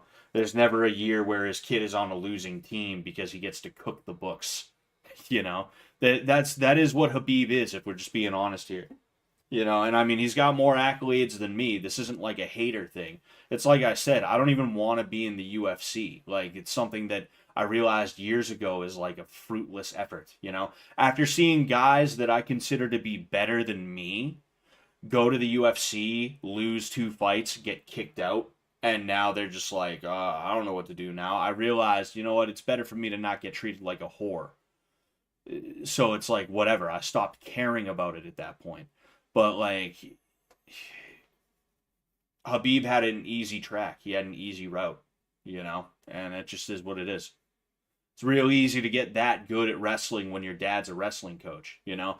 My kids are going to be a million times better than me because they're going to wrestle, they're going to do jiu-jitsu, they're going to do MMA, and not because I want them to fight. I'd actually rather them not fight because I know what fighting is now.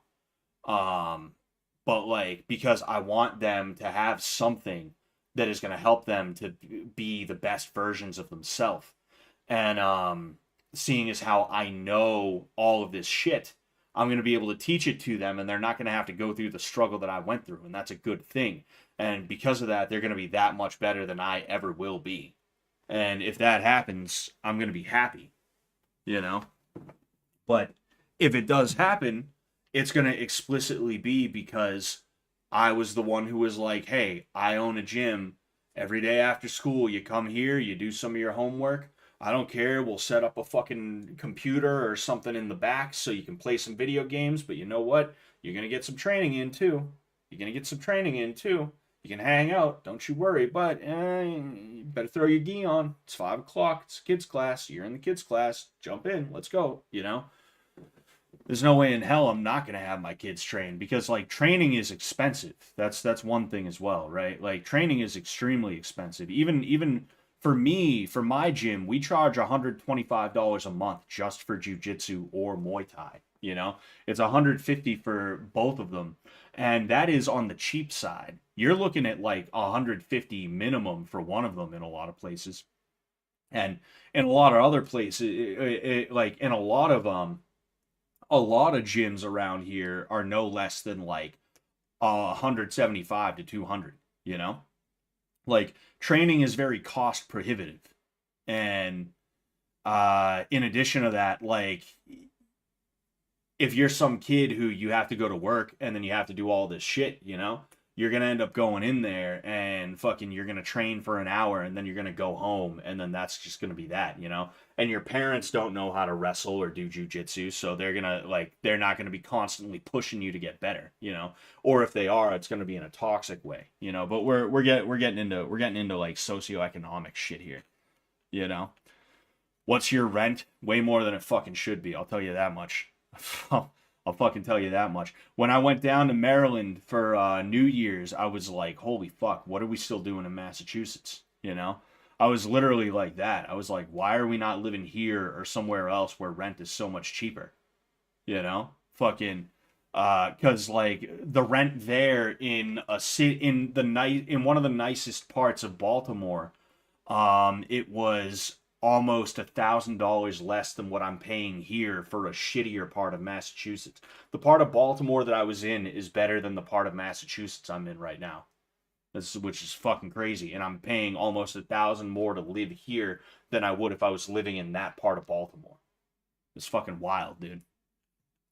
Wild, you know. He lives in an abandoned Gold's Gym. Dude, don't fucking dox me. I broke into an abandoned Gold's Gym once. It was funny. That's you know I'm gonna leave after I say this. We used to break into abandoned buildings and shit like that, and there was this building that was well, it was abandoned, you know, and it was an old Gold's Gym in my town, and we broke into it, and we found some dudes that we knew from around town. It was me, my friend, and I think my brother might have been there. We found some dudes that we knew from around town, fucking freebasing heroin. Like I shit you not. They had fucking aluminum foil, and they had fucking straws, and they were like lighting the aluminum foil and like smoking the fucking H, you know, or whatever it happened to be that was on that aluminum foil, but it was something that was black and it looked tarry, you know. Yeah, that was crazy, and we just looked around and it was interesting, you know. It was interesting. Urban exploration was a way that I kind of spent my my childhood, and it was nice, you know, breaking into buildings and fucking just seeing what's in there, you know. It was pretty cool. It was pretty cool. But anyway, did you have an intervention? We did right there on the spot. Fucking massive two shits, dude. Fucking massive two shits, kid. Oh. Damn. We cracked this bottle open today. Baby, look at how much of this we drank. Look at how much of this we drank. We. I stopped a long time ago. Yeah. I wasn't even like I didn't get a buzz or anything like that, you know? So like I said, fucking I'm only supposed to be drinking one a day, but like, you know, fucking it was like whatever. Oh, it's a weekend, who cares? You know, I didn't drink last night. I forget if I drank the night before. I might have. Maybe. Potentially. I don't even know. I don't even know. I drank so much I forgot. It's weird and Fallout-esque that your childhood memories are exploring abandoned ruined buildings with drug addicts in them. Fucking drunks. Yeah, fucking I had an interesting childhood because a lot of our childhood was just getting into trouble and stuff like that, you know.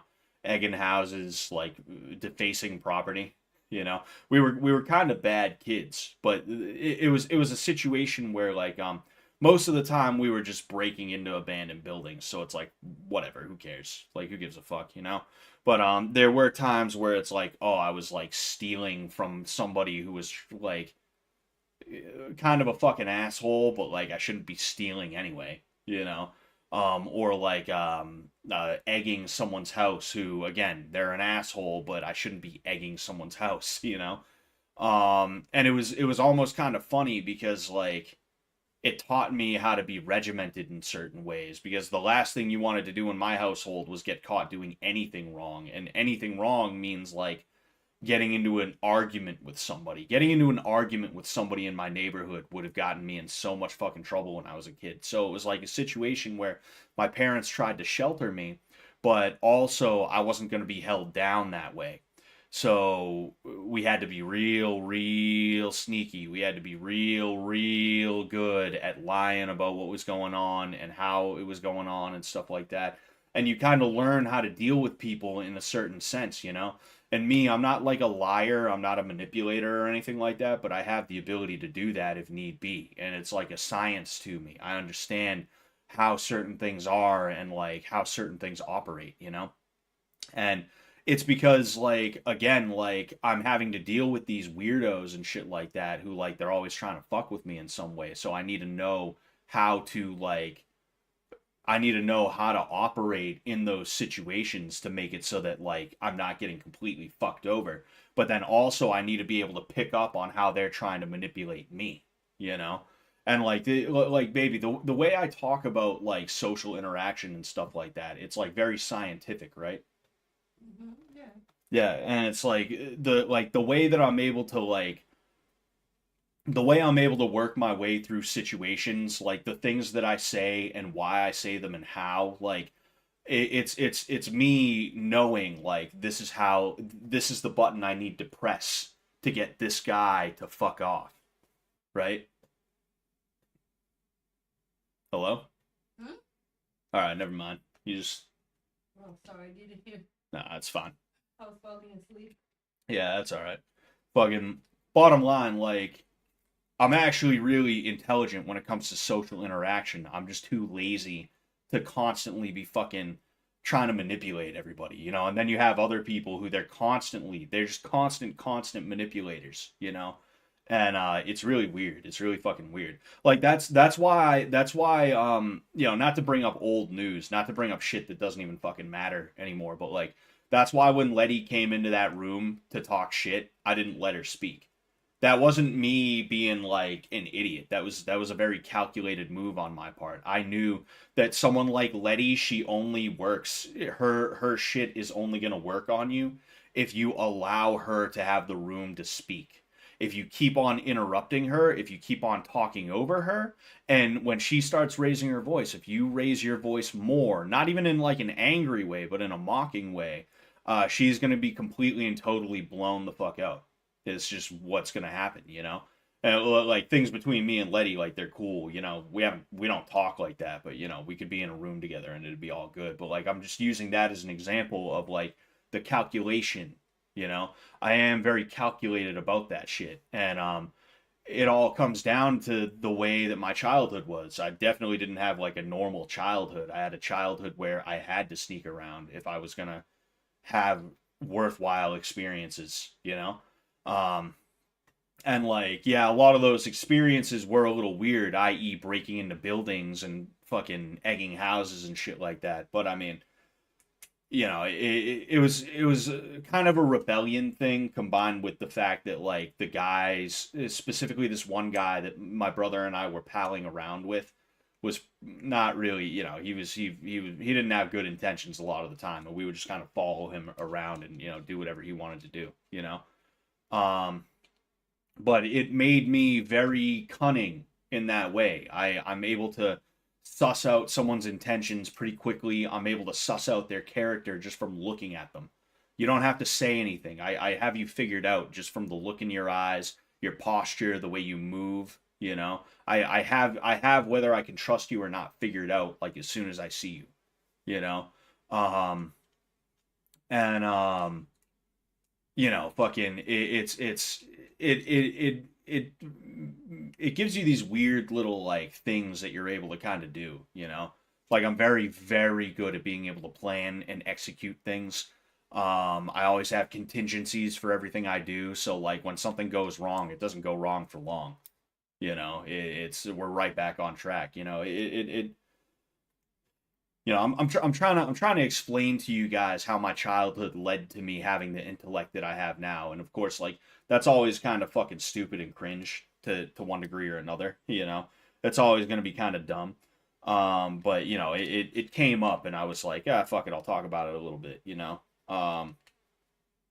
yeah, it is what it is. It is what it is. You know, um, I feel that trauma. Seeing how fucked up her face was terrifying. What? Seeing how fucked up whose face was terrifying. That's weird. Robbing 7-Elevens isn't a contingency plan, Scott. Says you. Says you. Someone didn't spend their childhood breaking into buildings. Someone didn't spend their childhood having to fucking avoid like the avoid fucking people trying to find the people who broke into their abandoned building.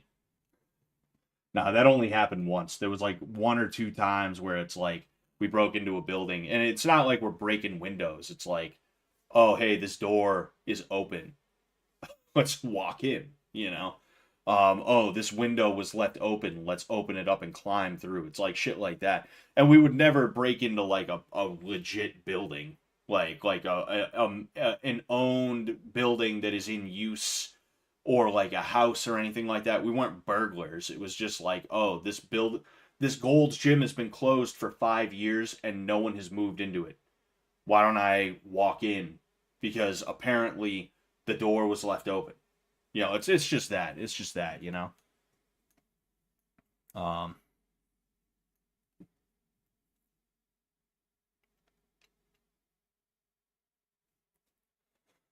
I'm confused though, Joe Buttslasher. You said seeing how fucked up her face was terrifying. What the hell are you talking about there? I'm confused as to what you were saying. Oh, excuse me.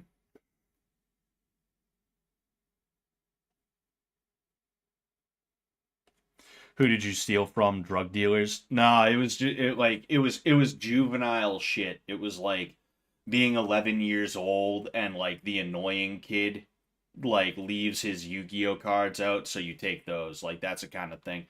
I think they're still sitting at my parents' house, and I keep telling myself I'm gonna return those to the kid, just on the merit of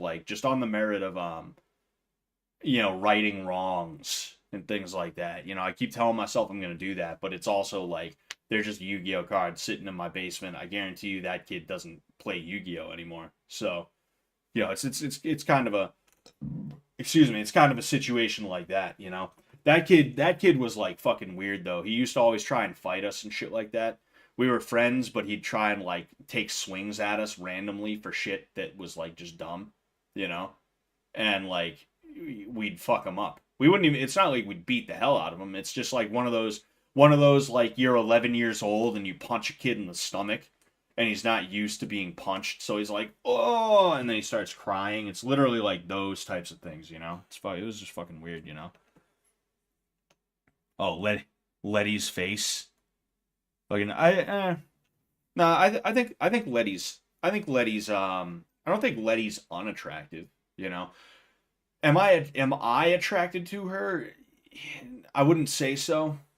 But I could see why somebody else might be attracted to her. You know, she's got like a dainty figure and stuff like that. You know, and she does the oh my god kind of voice that some guys melt for. So it's like, yeah, I could see why somebody would be attracted to her. But me personally, I'm not really into her like that, you know. Um, but yeah, anyway. Rolling on the floor laughing. You meet him now that you're 30. He has a house in the burbs all paid for, works a $200,000 a year white collar job. Oh, dude, I'm the bully that never went anywhere. I'm the bully that never did anything. that never did anything good for his life. And I'm mad about it too. And like I'm waiting for him to like do something so I can be like, you're still just fucking that bitch from years ago, dude. You didn't change at all. You think that house means something, bro? That'd be the funniest fucking shit, dude. Holy fuck, man. You know. Nah, but like the thing with me is that I always wanted to do the right thing, and even when I was doing the wrong thing, I was at least like cognizant of it, and I knew that it was the wrong thing. Which, like, I'm not saying that makes it better. In fact, that makes it worse. If we're being honest here, that makes it worse. But um, with that understanding of right and wrong, and with me wanting to do the right thing, and really it more just being wanting to fit in. That's why I would go along with that stuff. I wanted to fit in. Um, like when I did decide it was time to turn my life around in one form or another, which happened multiple times throughout my life, where I was like, no, I'm not going to do this anymore. I'm pivoting, and then like an old bad habit would be left behind and maybe a new bad habit would be picked up, but I'd be improving in some other ways. I was able to at least be like, nah, I can't be doing that type of shit. And that was also very wrong of me to do, you know? A lot of people, they don't change because it's the right thing to do. They change because they just don't want to go to jail or something like that, you know? There's a lot of people out there whose empathy is not actually like truly, completely, um, formed, and really what it all comes down to is that they know that they can't get away with it either anymore or forever. And because of that, they're like, nah, I can't do that anymore. Me, when I change, it's usually because I'm like, no, this is not the right thing to do, and I need to be better. I need to be like a better guy and not fuck around in that way because it's not right for me to do, you know? It's not, oh, dude, fucking, I can't keep stealing from my job because, if I get caught, then I'll get in trouble. It's like, no, like, I'm trying to be a good Christian man again. Trying to be a good Catholic boy. I'm trying to be a good Catholic boy again. I can't be stealing from my job. You know, like because I told that story years and years ago. I was working at a grocery store and I used to like take fucking like lobster tails and shit like that. Like, there was a point where I was like, I'm trying to be a Christian again. I'm trying to be as good of a Christian as I can be again. Stealing is one of the fucking 10 commandments. Literally one of the first things God said to everybody. I need to stop this, even if it's from a multi-million-dollar company that I'm doing this from, and this company exploits the fuck out of me and underpays me for that exploitation. Not to sound like Hassan Piker here, but you're getting exploited if you're working those jobs. It just is what it is, they're always trying to squeeze you for anything they can. They're trying to squeeze your nutsack dry. But like, even if that is the case, like stealing is stealing. I gotta stop taking lobster tails.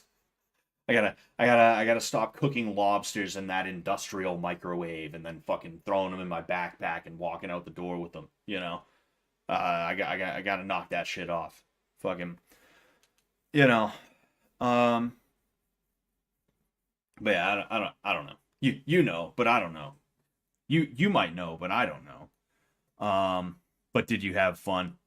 I mean, here's the thing about sin, right? Sin is always going to be fun and exciting and stuff like that. If sin was not appealing, then nobody would sin. It wouldn't matter. It literally would not matter one bit. Like, fucking, because who wants to do something that is not immediately gratifying in some way, shape, or form?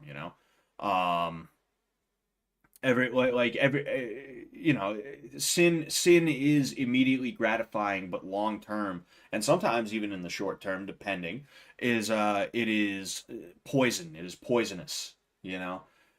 So like, yeah, if you ask me if I like eating lobster tails, yeah, I liked eating lobster tails. And when I stole them, I enjoyed eating the lobster tails when I got home. If you ask me if I had fun sneaking around at night throwing eggs at houses, I'll tell you, yeah, that was fun when it was happening. If you ask me if I had fun breaking into abandoned buildings, which again, even that is just like, yeah, it's not that bad. That's not that bad if we're being honest here. It's not like we were damaging property or anything like that. We were just breaking in and walking around. You know, it is what it is. But if you ask me if I had fun, yeah, I had fun with it. I'm just being honest about it. But it's wrong, and I want to be the best that I can be. And that means that I can't be stealing lobster tails. If I want to eat lobster tails, I got to pay for them. You know, I can't be um fucking throwing eggs at houses, you know. Fucking just can't be doing that. Can't be defacing property. I can't be doing these things that are immediately gratifying but they're bad for the soul. You know, they're bad for the soul. They make God weep.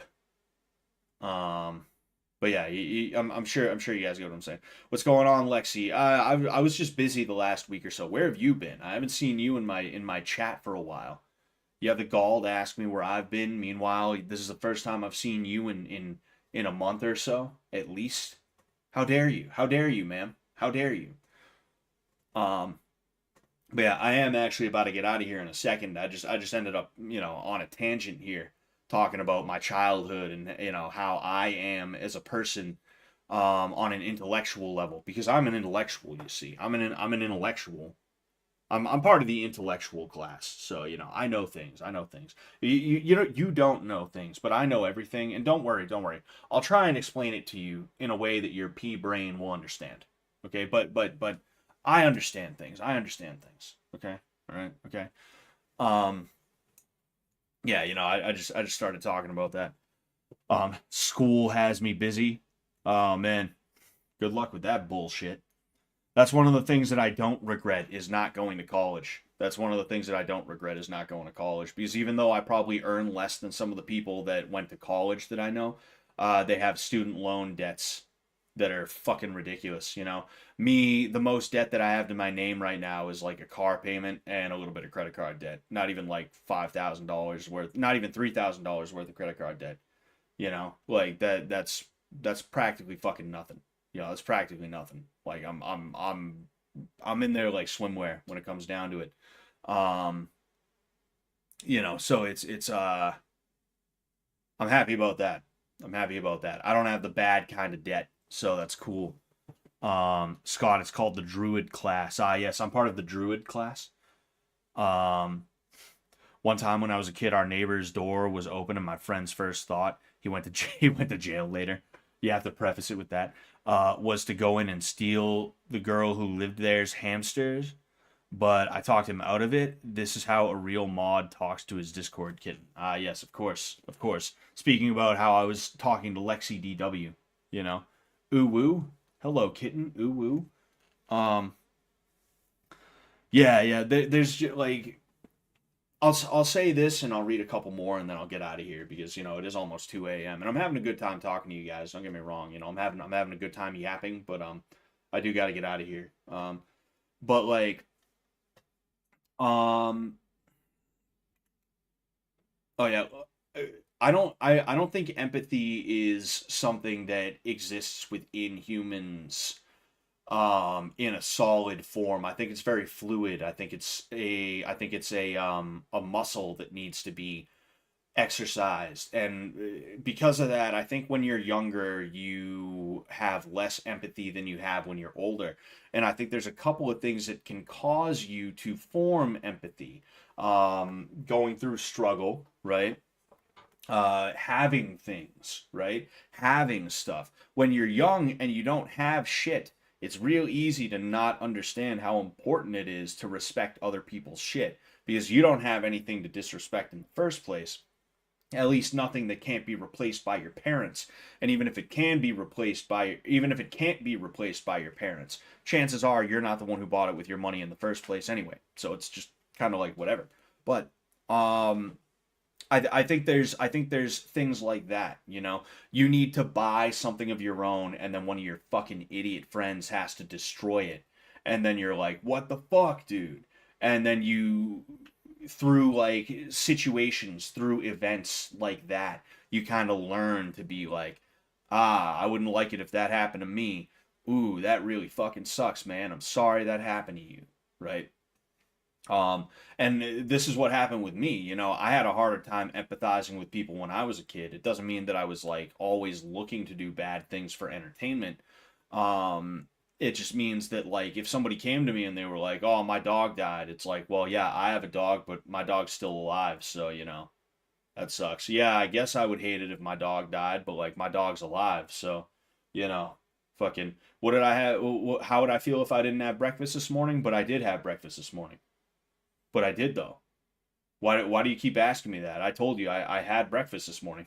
You know, like literally, I think you, as kids, you are a lot more prone to that line of thought of like the literal, just what is.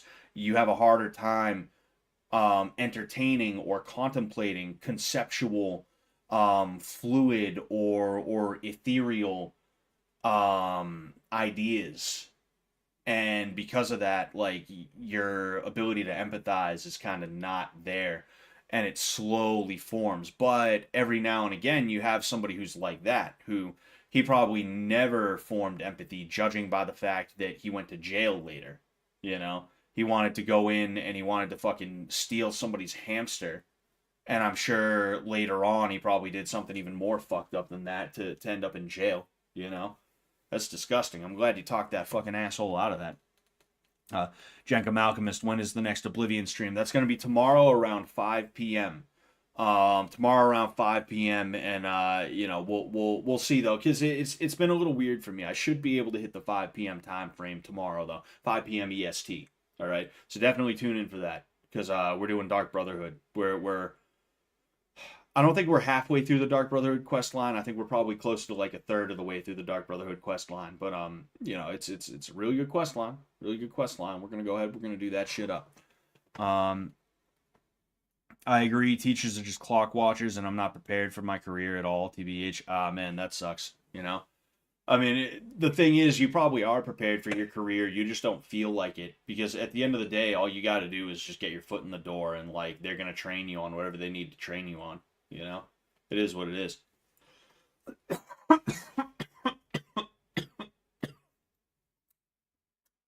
Excuse me. Anyway, is there like swimwear? Damn, I've never heard that before. Never heard what before? Um,